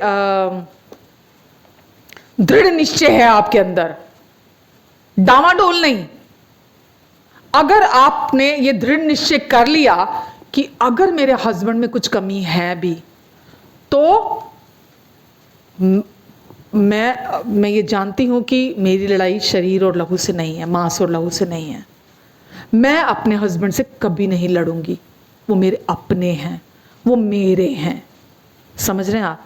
परमेश्वर ने मुझे बोला है कि हे पत्नियों, अपने अपने पति के अधीन रहो। अधीन से मतलब ये नहीं वो मारे कूटे मार खा लो उससे, ये नहीं कह रही मैं। अपने अपने पतियों के अधीन रहो मतलब प्रभु में होकर, प्रभु में होकर। अगर कुछ सह भी रहे हो ना तो प्रभु में होकर सह लो। पतियों को क्या कहा? हे पतियों, अपनी अपनी, ये नहीं कहा पत्नी से कि दूसरी की पत्नियों को करने लग जाए प्यार, ठीक है? अपनी अपनी पत्नी से अपनी देह के समान प्रेम करो, ठीक है? तो चुनाव है ना, प्यार करें या बार 6 और के साथ घूमें, चुनाव है ना, दोनों के पास है ना।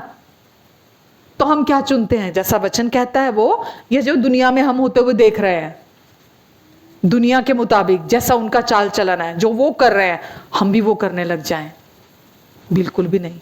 ये मेरे पे डिपेंड करता है कि ये मेरी फैमिली है, मेरी फैमिली से अच्छा कोई नहीं हो सकता। ये दृढ़ निश्चय, ये डिटर्मिनेशन मेरे अंदर गहरे में घुसी हुई है, इसको कोई निकाल नहीं सकता। जब आपके अंदर ये डिटर्मिनेशन हो जाएगा ना, मेरे बच्चों से अच्छा कोई नहीं हो सकता, मेरे हस्बैंड से अच्छा कोई नहीं हो सकता, मेरी वाइफ से ऊपर कोई नहीं हो सकता। हम सब में कमियां हैं, कोई परफेक्ट नहीं है। शैतान आता है जब आप लड़ने के लिए हथियार उठाते हो ना, और कहता मुझे बुलाया मैं आया, मुझे याद किया मैं आया। जब आप तैयार होते हो ना, जब कहते हो हाँ ऐसा, कहते बिल्कुल बिल्कुल बिल्कुल बिल्कुल बिल्कुल है, उससे जो तू सोच रही उससे ज्यादा खराब है। पति उससे ज्यादा खराब है, पत्नी उससे ज्यादा खराब है। जो तू सोच रही है, तू तो कम सोच रही है, वो ज्यादा है, तेरे को भी पूरा पता नहीं है वो कितना खराब है, वो उससे ज्यादा खराब है। समझ रहे हैं?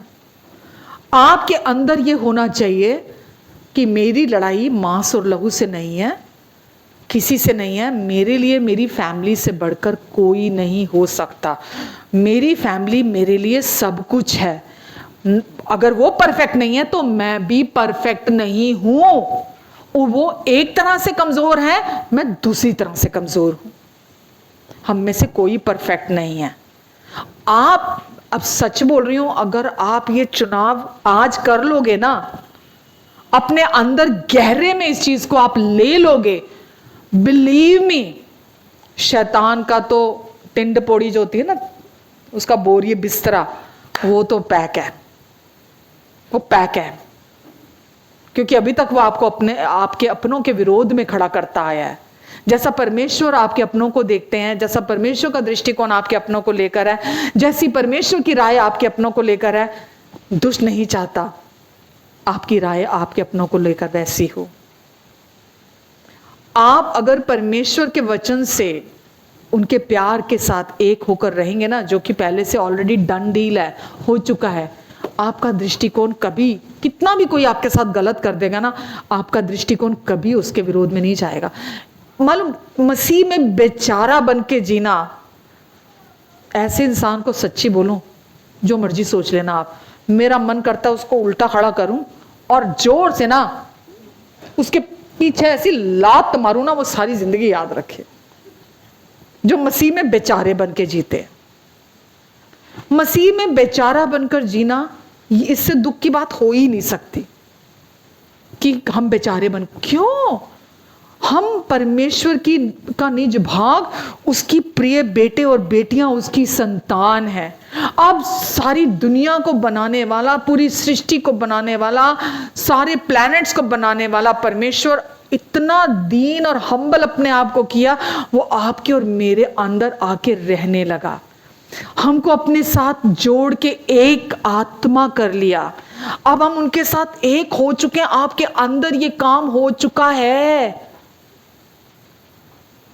मालूम, हम बाहर की परिस्थितियों को इतना बड़ा बना देते हैं कि अंदर के परमेश्वर को हम छोटा कर देते हैं। तो हम बाहर की जो चीजें हैं, हम उनको इतना बड़ा कर देते हैं कि हम अपने अंदर जो परमेश्वर का जीवन है, उसको हम, जीवन के परमेश्वर खुद है हमारे अंदर, हम उनको छोटा कर देते हैं। वचन में लिखा है, जो मुझ में रहता है वो बड़ा है उससे जो इस संसार में रहता है। बाहर की कोई भी परिस्थिति इतनी बड़ी हो ही नहीं सकती जिसको आपके अंदर रहने वाले परमेश्वर संभाल ना सके। आपके जीवन में आज तक ऐसी कोई समस्या आई नहीं जिसका हल परमेश्वर के पास नहीं है। मृत्यु जो हमें अभी लगता है कि ये तो नहीं बदल सकती, इसका भी परमेश्वर ने परमानेंट इलाज निकाला है। देखो, मृत्यु आखिरी शत्रु है परमेश्वर का, है ना, जिसको आखिर में परमेश्वर ने सजा देनी है। परमेश्वर ने, जबकि प्रभु यीशु मसीह ने, बाइबल हमें बताती है, पाप और मृत्यु पर जय पा ली है, लेकिन अभी आखिर जो है, अभी उसका अंत जो है वो होने ही जा रहा है, होने ही वाला है। लेकिन उसमें परमेश्वर ने क्या भलाई निकाली कि जब भी कोई हमारा इस दुनिया से जाता है, हमको ये पता है नाश नहीं हुआ है, हम उसको दोबारा मिलेंगे। तो हम कुछ समय दुखी होते हैं क्योंकि हम उसको देख नहीं पा रहे, उसे छू नहीं पा रहे हैं, लेकिन हमको ये पता होता है ये परमानेंट अलगाव नहीं है हमारा, हम जल्दी मिलने वाले हैं अपने प्रियजन से। परमानेंट तो इस दुनिया में कोई भी नहीं है क्या? हमें आदत पड़ जाती है हमारे अपनों को देखने की और उनकी, इस वजह से हमें बहुत, जितना ज्यादा हम इमोशनली अटैच होते हैं उतना अधिक कष्ट हमें होता है। इसीलिए परमेश्वर क्या बोलते हैं, हम एक दूसरे को अगापे प्यार से प्यार करें, अगापे प्यार से प्यार करें, ना कि केवल शारीरिक और भावनात्मक प्यार से प्यार करें। जितना आप किसी को अगापे प्यार करते होंगे, वो प्यार सामने वाले को धन्य कर देगा। क्यों? आप उसकी गलतियों को नहीं देखेंगे, उसके माफी मांगने से पहले आप उसको माफ कर देंगे, उसके प्रति आप जजमेंटल नहीं होंगे, उसकी बुराइयां नहीं करते फिरेंगे आप। समझ रहे हैं आप? ये अगापे प्यार है। मुझे तो इसी प्यार की जरूरत है अपनी फैमिली से, अपने हस्बैंड से, अपने बच्चों से, कि मुझे अगापे प्यार करें, क्योंकि मैं भी उनको अगापे ही करती हूं। मुझे अगापे प्यार चाहिए, मुझे इमोशनल प्यार नहीं चाहिए। बिकॉज आज वो मुझे बहुत प्यार करने लगेंगे, कल मुझ में कोई बुराई दिखेगी, प्यार टाइम टाइम फूस, अगले दिन वो प्यार खत्म, अगले दिन मूड चेंज हो जाएगा, अगले दिन मुंह फूल जाएगा, अगले दिन नाराज हो जाएंगे, अगले दिन गुस्सा हो जाएंगे। मैं उस इमोशनल प्यार पे डिपेंड नहीं रहना चाहती। परमेश्वर ने हमें अगापे प्यार दे दिया है, हमारे अंदर है। हालेलुया। और परमेश्वर चाहते हैं हम उस प्यार में आगे बढ़ें। हम जो भी हमारे अपने हैं, हमारे अंदर इस चीज को अपने अंदर दृढ़ता से ये निश्चय कर लें, चाहे कुछ भी हो जाए, कुछ भी हो जाए, ये मेरे हस्बैंड हैं, और दुष्ट की कोई भी बुराई मैं अपने हस्बैंड के खिलाफ अलाउ नहीं करूंगी सुनने के लिए। जब आप चुनाव करने लग जाते हैं ना, जब सिचुएशंस आती हैं और आप बुराई सुनते नहीं हैं शैतान से, आप उसके ट्रैप में नहीं फंसते। जो हमने 2 कुरिन्थियों 10:5 पढ़ा है ना, वहां लिखा है, हम हर एक विचार को, जो मसीह विरोधी विचार है, उसका खंडन करके उसको मसीह यीशु की आज्ञाकारिता के अधीन लेकर आते हैं। हर एक भावना को मसीह की आज्ञाकारिता के अधीन, उसे कैदी बनाते हैं।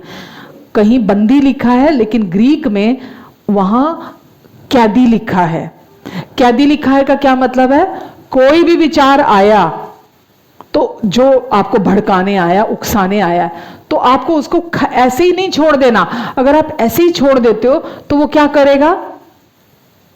आपके अंदर गंदगी मचाता है।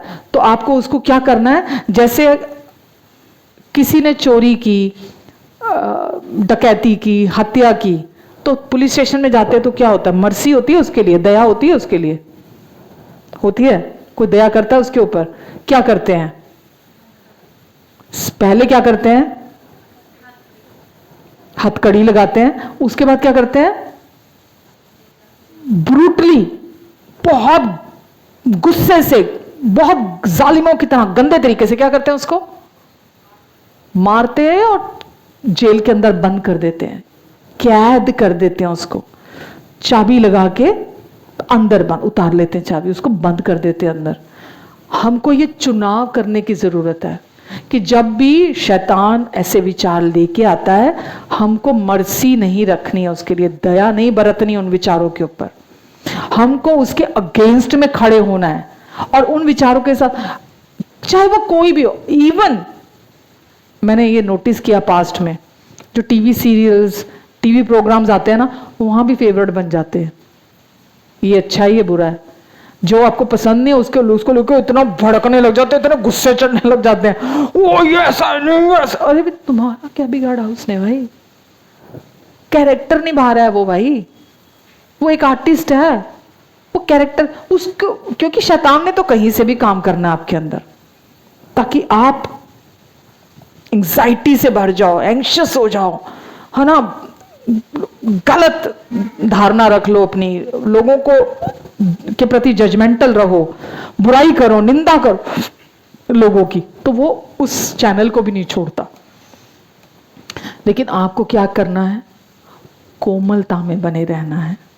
शैतान चाहता है आपका हृदय सख्त हो जाए, हार्ड हार्टेड हो जाओ आप लोगों को लेकर, जो मैं पास्ट में प्रभु में आने से पहले हो गई थी, कि इस दुनिया में कोई अच्छा नहीं है, कोई अच्छा नहीं है इस दुनिया में, बुरे लोगों से भरी हुई है ये दुनिया, कोई अच्छा नहीं है।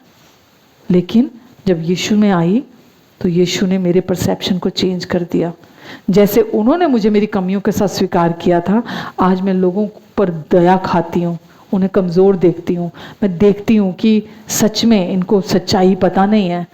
मैं उनके प्रति मेरी आंखों में वो प्रेम और दया होती है जो यीशु के आंखों में मेरे लिए प्रेम और दया है। तो आपको क्या करने की जरूरत है जब अब आपके अंदर तो नेगेटिव थॉट्स हैं नहीं। क्लियर कर दूं मैं आपको, आपके अंदर बुरे विचार नहीं हैं, गंदे विचार नहीं हैं, लस्ट से भरे हुए विचार अब आपके अंदर नहीं हैं, लोभ और लालच के विचार अब आपके अंदर नहीं रहे, क्योंकि प्रभु यीशु ने जब आपके पुराने मनुष्यत्व को खत्म किया तो उस मनुष्यत्व के साथ आपके अंदर जो भी पुराना स्वभाव था वो सब खत्म कर दिया, कीलों से जड़ दिया। अब आपके अंदर नया स्वभाव है जो कि प्रेम, आनंद, शांति, धीरज, कृपा, भलाई, विश्वास, नम्रता और संयम यानी कि सेल्फ कंट्रोल का आत्मा आपके अंदर है।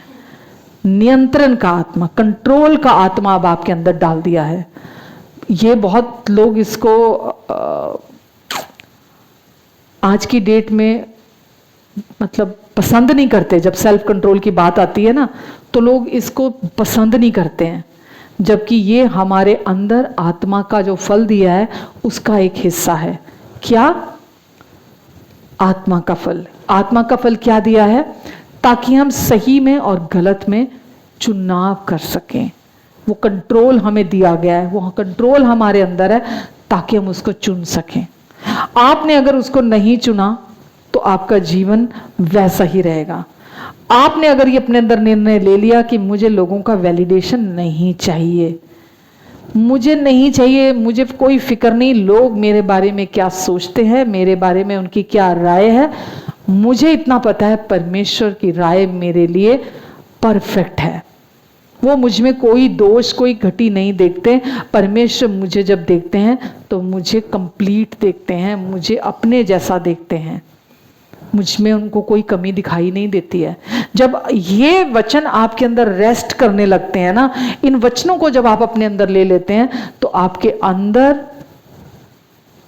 प्रभु की शांति, जो समझ से परे की शांति है, वो आपके अंदर वास करने लगती है। हालेलुया। दुष्ट को जब आप दुत्कारने लगेंगे ना, वो आना बंद कर देगा।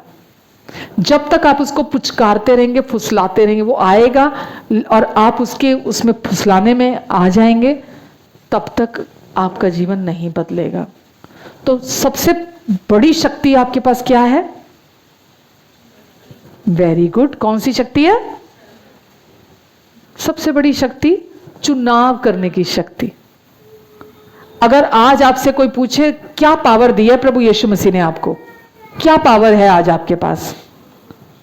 चुनाव करने की शक्ति, जो दुनिया के पास नहीं है। एक डॉक्टर जो सारी दुनिया को बोलता है ना, सिगरेट पीना सेहत के लिए हानिकारक है, शराब पीना सेहत के लिए हानिकारक है, बोलते हैं ना, शाम को आप घर जाओ, वही डॉक्टर सिगरेट भी पी रहा होता है और शराब भी पी रहा होता है, क्योंकि उनके पास वो चुनने की पावर नहीं है। ज्ञान देना एक बात है, लेकिन सही को चुनना एक बात है। समझ रहे हैं आप? आपके पास वो चुनने की पावर है। आज सब कुछ आपके अधीन है। पौलुस ने कहा, सब वस्तुएं मेरे अधीन कर दी गई हैं, पर मैं किसी के अधीन नहीं हूं। सब कुछ आज आपकी पावर, आपके अथॉरिटी के अंडर में है, लेकिन आप किसी के अधीन नहीं हैं।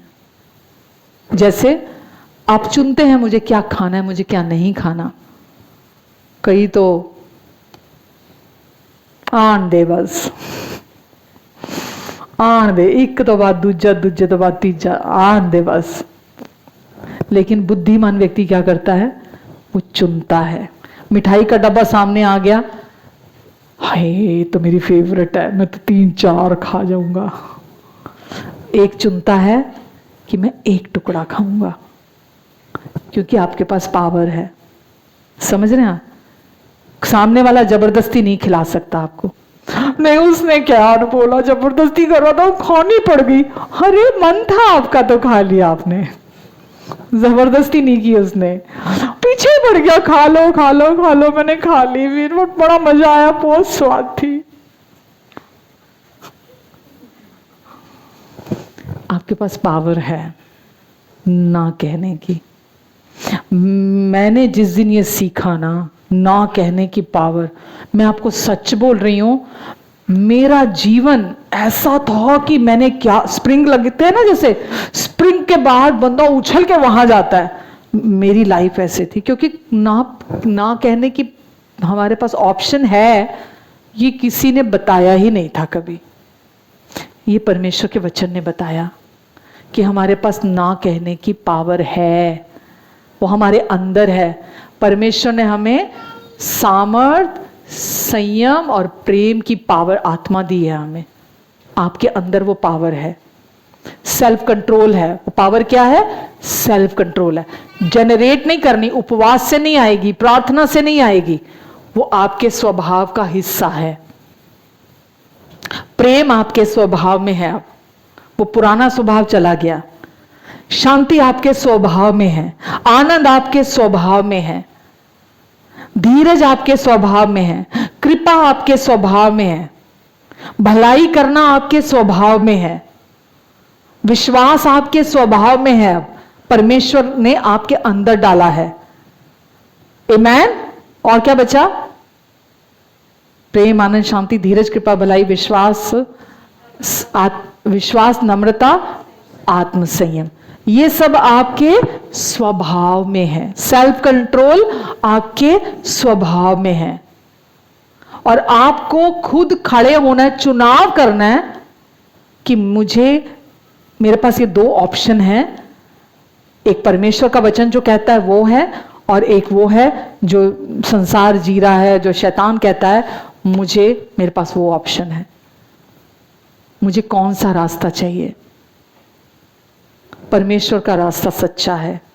पुराने नियम में एक जगह लिखा है, यही वो रास्ता है जिस पे तुझे चलना है, इसी पे चलता चला चल।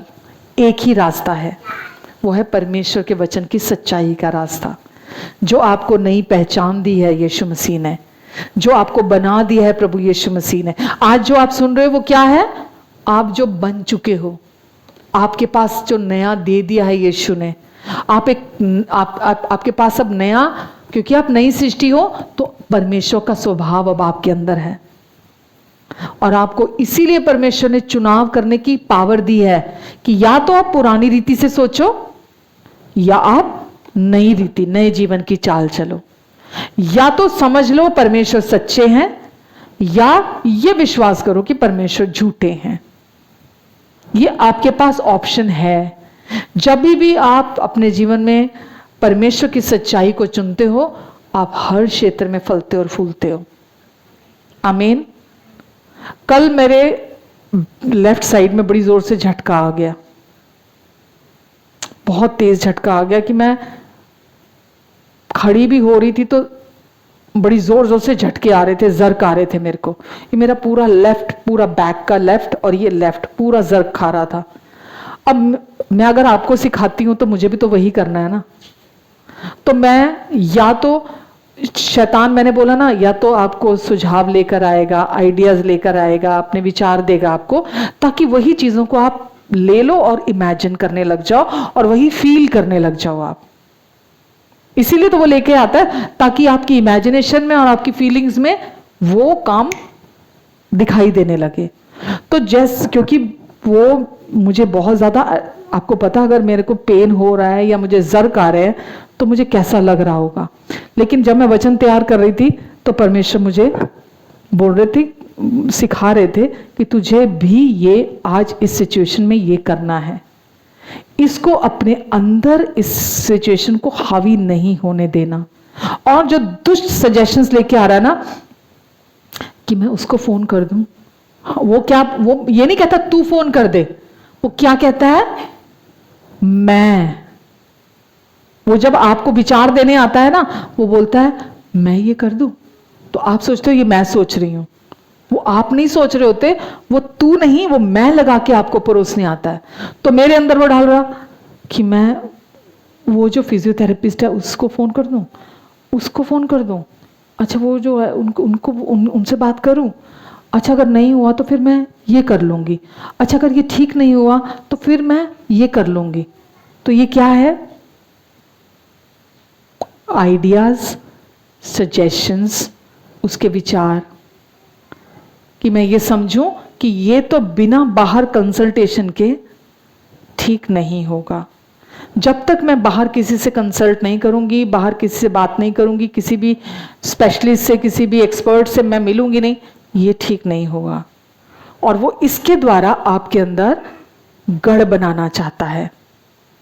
और जब आप उन विचारों को ले लेते हैं, जिसको मैंने आपको बोला दरवाजा बंद, उन विचारों को नहीं लेना, उस दरवाजे को बंद करके रखना आपने, तो आपके अंदर डर नहीं आएगा, एंजाइटी नहीं होएगी, आप घबराओगे नहीं। आप, क्योंकि इसलिए बोल रही हूं बिकॉज आज संडे था,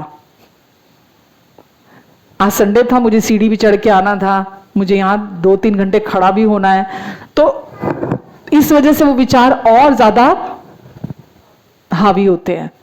तो मैंने जैसे वो विचार आते थे, उनको फोन कर लेना, क्या 1 मिनट कर ले, फोन ही तो करना है, कर ले, बात कर ले, ऐसा कर ले, वैसा कर ले, अगर ठीक नहीं हुआ तो फिर उनको फोन कर लियो।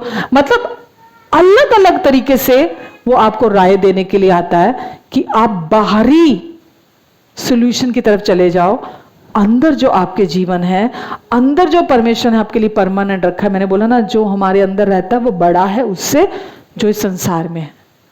तो हम बाहर की जो मदद है वो इजीली अवेलेबल होती है ना, एक फोन कॉल पे है, आपको विश्वास नहीं करना पड़ता, आपको वेट नहीं करनी पड़ती, तो वो इजीली अवेलेबल होती है। तो हमको लगता है ये करो और खत्म कर दो। लेकिन परमेश्वर क्या चाहते हैं, हम उनकी तरफ देखें, हम उन पर निर्भर हो जाएं, क्योंकि वो जो जीवन हमारे अंदर है वो सब कुछ करने की सामर्थ्य रखता है। मेरे लिए मतलब आज बात लेना इतना मुश्किल था सुबेरे, लेकिन मैं बनी रही उसमें, क्योंकि मेरे को पता है इसका सॉल्यूशन प्रभु के पास है। और मैं बिलीव करना कि मैं जब तैयार हुई, नहा ली, सब कर ली, तो दुष्ट को लगा कोई बात नहीं बनी, कोई बात नहीं बनी है। तो वो दर्द मेरे मतलब ऐसे गायब हुआ जैसे गधे के सर से सींग। आमेन, आमेन। तो परमेश्वर हमें हर दिन सिखा रहे हैं, हम हर दिन सीख रहे हैं, हम हर दिन बढ़ रहे हैं कि दुष्ट के विचारों को नहीं लेना। अब क्या होगा, अगर ये नहीं हुआ तो क्या होगा, अगर ऐसा हो गया तो क्या होगा, नहीं लेना। वचन जो कहता है वही सबसे बड़ा सच है मेरे लिए। परमेश्वर के वचन से बड़ा सच कोई नहीं है, और वो सब कुछ को बदलने की पावर रखता है। हमने लास्ट वीक सीखा था ना, परमेश्वर की सामर्थ क्या है, हमारे मन को, नंबर 1 हमारे दिल को नया कर सकता है, हमारे मन में रूपांतरण केवल परमेश्वर का वचन कर सकता है, और हमारे जीवन को भी रूपांतरित परमेश्वर का वचन कर सकता है। अब कोई भी चीज आप पर हावी नहीं हो सकती। शैतान बिना आपके कंसेंट के कुछ नहीं कर सकता।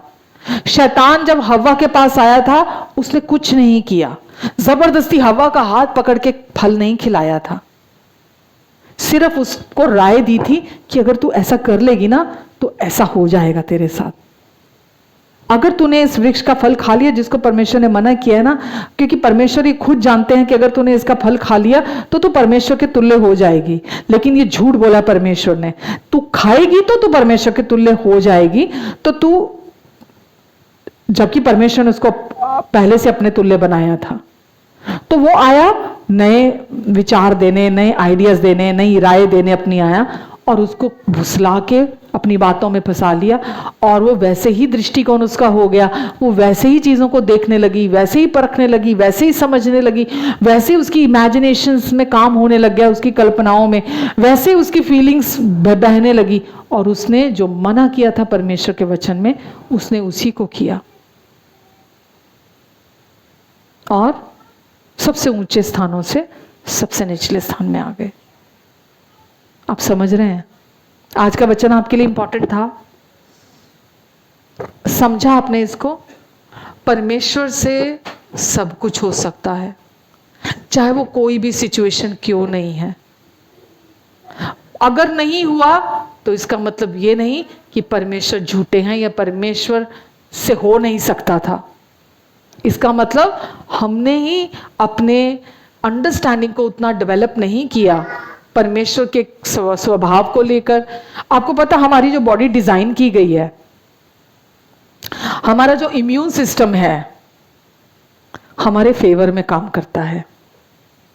नेचुरली हमारी बॉडी डिजाइन की गई है हमें चंगा करने के लिए, हील करने के लिए। है नहीं वंडरफुल बात ये? हमारी बॉडी, अब सोचो हम इतनी ज्यादतियां करते हैं अपने शरीर के साथ, इतनी ज्यादतियां करते हैं इतने सालों तक, ना ढंग से हम खाते हैं ना ढंग से हम पानी पीते हैं, हम कुछ नहीं करते, लेकिन हमारी बॉडी फिर भी काम करती रहती है। तो ये क्या आपको परमेश्वर की इच्छा के बारे में नहीं बताती बॉडी? कि परमेश्वर की क्योंकि इच्छा है हम हमेशा चंगाई में चलें, संपूर्णता में चलें।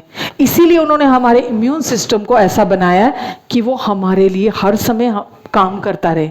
हम गलतियां करते भी हैं तो भी हमारा इम्यून सिस्टम हमारे लिए काम, हम बिल्कुल ही हद कर दे तो बॉडी हाथ खड़े करती है, लेकिन हमारा इम्यून सिस्टम हमारे फेवर में काम करता है, वो ऑटोमेटिकली हील करता है। आप सही खाने पीने लग जाओ, सही चुनाव करने लग जाओ, आपकी बॉडी में कैसी भी बीमारियां क्यों नहीं है वो ऑटोमेटिकली हील होनी शुरू हो जाएंगी। सही चुनाव। अगर आपको जिम जाने की जरूरत है, सही चुनाव करिए कि हाँ मुझे जिम जाना है। अगर आपको सही कोई खाना है जो आपके शरीर को खराब कर रहा है और कोई खाना ऐसा है जो आपको पसंद नहीं है पर वो खाना चाहिए, उसके लिए भी प्रार्थना करो, परमेश्वर मैं धन्यवाद देता हूं आपके अनुग्रह से मैं इसको खा सकता हूं। सही चुनाव करना। एक दिन आपके गलत चुनाव की वजह से आपका खुद का शरीर ही हाथ खड़े कर देगा और उस समय हाथ में कुछ नहीं आएगा। हमने इतना हल्का ले लिया सेल्फ कंट्रोल को, हमें लगता परमेश्वर है ना देख लेंगे, परमेश्वर है ना संभाल लेंगे। अरे ऐसे कैसे परमेश्वर संभाल लेंगे जब फ्री विल उन्होंने, तो फिर ऐसे तो परमेश्वर हव्वा को भी गलत नहीं ठहरा सकते। हव्वा को भी तो फ्री विल दी थी ना कि वो उसका सही इस्तेमाल करे, और हव्वा ने उसका गलत इस्तेमाल किया। परमेश्वर चाहते हमें फ्री विल दी गई है कि हम उसका इस्तेमाल सही करके हम सही चुनाव करें। हमारी फैमिली से बढ़कर कोई नहीं है, परमेश्वर से अच्छा और भला कोई नहीं है, हमारी फैमिली से बढ़कर कोई नहीं है। ये कान खोल के सुन लो, कितना भी कोई गलत क्यों नहीं है आपकी फैमिली में, आपकी फैमिली से अच्छा कोई नहीं है। ये आपके अंदर गहराई में चला जाना चाहिए, और अपनी फैमिली के साथ एक मन होने के लिए आपको अपना हर एफर्ट डालना चाहिए, अपने परिवार के साथ एक मन बना रहने के लिए, ताकि शैतान आपके मन में गंदे बीज ना बो सके आपके अपनों के विरोध में। और जो भी गलत विचार आते हैं, नकारात्मक विचार आते हैं, उनको एक कैदी की तरह, जैसे कैदी को जेल में डाला जाता है, ऐसे ही उन विचारों को जेल में डालने की जरूरत है। अगर कोई क्राइम करने वाला, चोर, हत्यारा बाहर घूम रहा है, आने दोगे अपने घर में? आपको पता चल जाए कि इस व्यक्ति ने इतने गलत, इतने गंदे काम किए हैं, और एक राह चलता आदमी है, दरवाजा खोल के अंदर आने दोगे? कभी नहीं आने दोगे आप अपने घर के अंदर। हम हर बाहरी चीज का इतना ध्यान रखते हैं, सबसे ज्यादा लापरवाही हम अपने मन के प्रति करते हैं। हर बाहरी चीज का, अपनी गाड़ी के मेंटेनेंस का इतना ध्यान रखेंगे, अपने घर को अरे साफ सुथरा दिखना चाहिए, हर कोना साफ सुथरा दिखना चाहिए, कोई आए तो देखिए घर कितना साफ है, यहां तक कि स्टोर रूम भी चमक रहा है इनका तो, लेकिन अपने मन का कोई ख्याल नहीं है। मन, गाड़ी में अगर पेट्रोल डलता है तो डीजल डलवा दोगे? अगर डीजल की गाड़ी है तो पेट्रोल डाल दोगे? तो मन को क्यों करते हो ऐसा, उसके साथ ज्यादतियां? मन में क्यों, जो चीज मन के लिए नहीं बनी क्यों डालते हैं हम उसको उसके अंदर? हमारे बॉडी, पूरी बॉडी के अंदर एक भी ऐसा अंश नहीं है जो चिंता करने के लिए बना है, जो डरने के लिए बना है। जैसे गाड़ी पेट्रोल वाली है तो डीजल नहीं डाल सकते आप उसके अंदर। हमारा जो ये शरीर है, आप इसके अंदर डर को, चिंता को, डिप्रेशन को, एंजाइटी को, हताशा को, निराशा को, नेगेटिविटीज को आप नहीं डाल सकते, क्योंकि डिजाइन ही नहीं की गई उसको हैंडल करने के लिए। इसीलिए यीशु ने बोला, हे बोझ से दबे हुए लोगों, मेरे पास आओ, मैं तुम्हें विश्राम दूंगा, मैं तुम्हें शांति दूंगा। तो यीशु हमें अपना रेस्ट, अपनी शांति देना चाहते हैं, पर चुनाव किसका है? क्या वो थोपेंगे आपके ऊपर? लड़ो आप अपने हस्बैंड से खूब, लड़ो अपनी वाइफ से खूब, रोकेंगे थोड़ा वो आपको बुद्धि देंगे, अपनी बुद्धि की बातों से आपको सियाना बनाना चाहेंगे। आप ले लोगे, आपका घर स्वर्ग बन जाएगा। और अगर आप खुद को हर टाइम सही साबित करते रहोगे, मैं सही वो गलत, मैं सही वो गलत, मैं सही वो गलत, तो कभी भी आपका सोचो कि आपका जीवन सही हो जाएगा अगर खुद को सही साबित कर लिया। सबसे बड़ी गलती में वो इंसान है जो ये सोचता है कि मैंने खुद को सही साबित कर लिया तो मेरा जीवन सही हो गया। सबसे ज्यादा परेशान वो होगा। समझ रहे हैं आप? परमेश्वर चाहते हैं जैसे आप आत्मा में सिद्ध हैं, समृद्ध हैं, संपूर्ण हैं, कोई घटी नहीं है, वही चंगाई आपके मन में, वही समृद्धि आपके शरीर में भी हो। हम जो बॉडी ऑफ क्राइस्ट है ना, यहां 2 लोग समृद्धि में और चंगाई में, और बाकी के लोग कमी घटी में और असफलता में, फेलियर में, डिप्रेशन में। ये परमेश्वर की इच्छा नहीं है, यह हमारा चुनाव है, यह हमारा चुनाव है। हमको परमेश्वर के वचन को अपने जीवन में स्थान देना, क्योंकि केवल वो सच्चे हैं। परमेश्वर की विश्वास योग्यता पर अपना फोकस बना के रखना है, परमेश्वर की भलाई पर अपना फोकस बना के रखना है। जैसे हव्वा भरमाई गई, गलत चुनाव कर लिया उसने, हमको गलत चुनाव नहीं करना। मेरे लिए, आपके लिए केवल एक का ही दृष्टिकोण मैटर करता है, वह परमेश्वर का। अगर आपको यह समझ में आ गया कि परमेश्वर मुझे प्यार करते हैं और उनके जैसा प्यार मुझे कोई नहीं कर सकता, आप डिमांड ही नहीं करोगे दूसरों से। आप डिमांड ही नहीं करोगे दूसरों से, ना हस्बैंड वाइफ से, ना वाइफ हस्बैंड से, ना माँ बाप बच्चों से, ना बच्चे माँ बाप से। डिमांड ही नहीं करोगे, क्योंकि ये सच है। परमेश्वर का प्यार परफेक्ट प्यार है, सिद्ध प्यार है, किसी इंसान का नहीं है।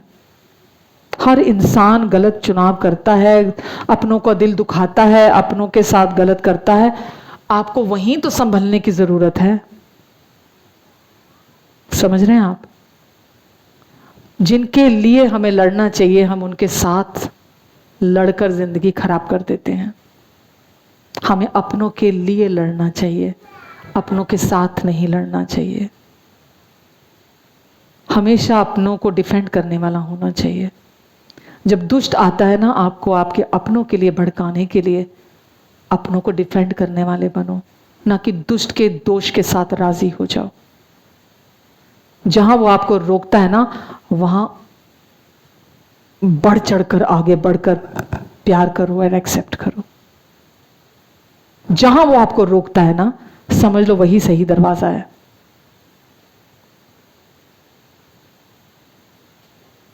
समझ रहे हैं आप?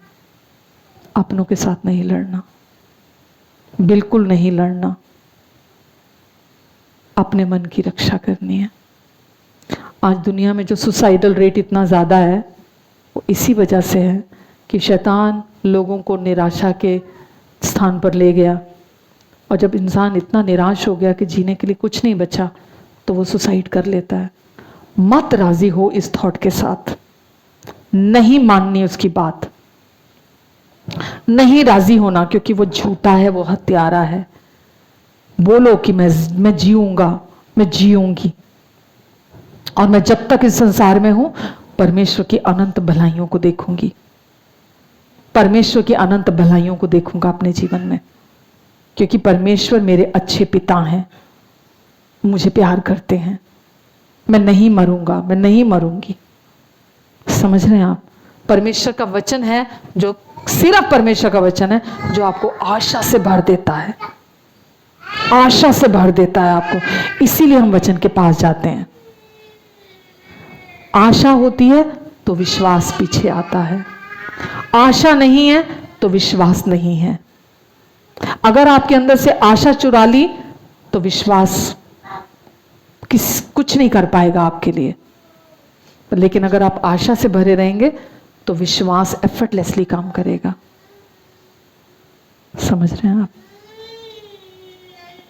इसीलिए आपके चारों तरफ अगर आप किसी को देखते हैं ना, डर में, चिंता में, डिप्रेशन में, हताशा में, निराशा में, तो उनके पास जाकर भाषण मत दीजिए, उन्हें जाकर चुनाव क्या करना है, परमेश्वर उनको कैसा देखते हैं, उनको जाके वो बताइए। परमेश्वर उनको कितना प्यार करते हैं, उनको जाकर वो सच बताइए। जब आप उनको बताएंगे परमेश्वर के वचन से, जो नई वाचा का वचन है, जो अनुग्रह का, प्रेम का, शांति का वचन है, उनके अंदर आशा आएगी। और आशा से कभी लज्जा नहीं होती, कभी लज्जा नहीं होती। आशा आपको परमेश्वर का बेस्ट दिखाती और दिलाती है। आमेन। अब आज आशा आ गई, आज से परमेश्वर की आशीषों को भरपूरी से रिसीव करना शुरू कर दोगे आप। जिस क्षण आशा आ गई, उसी क्षण आशीषों की भरपूरी रिसीव करना शुरू कर दोगे। अपने मन को चेक करो कि इसमें जो विचार आ रहे हैं वो अलाइन हैं परमेश्वर के वचन के, या दुष्ट अपना चारा लेके आ रहा है। जैसे किसी के भी, आपके कलीग, आपके बॉस, आपके पड़ोसी, आपके मित्र, आपके रिश्तेदार, आपकी फैमिली, आपके अपनों के खिलाफ कुछ भी वो लेकर आता है, सारे वचन में लिखा है, सारे लड़ाइयां, झगड़े, रगड़े, झगड़े विरोध के कारण होते हैं। नहीं, अपने परिवार के विरोध में नहीं आना, कुछ भी हो जाए। आमीन। यही रुकती हूं मैं।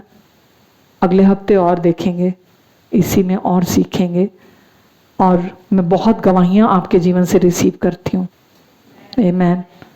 आपके परिवार में, आपकी फैमिली में, आपके आसपास की परमेश्वर के वचन ने आपको जो सिखाया, जो बुद्धि की बातें दी हैं, परमेश्वर ने क्या काम किया है। आमीन।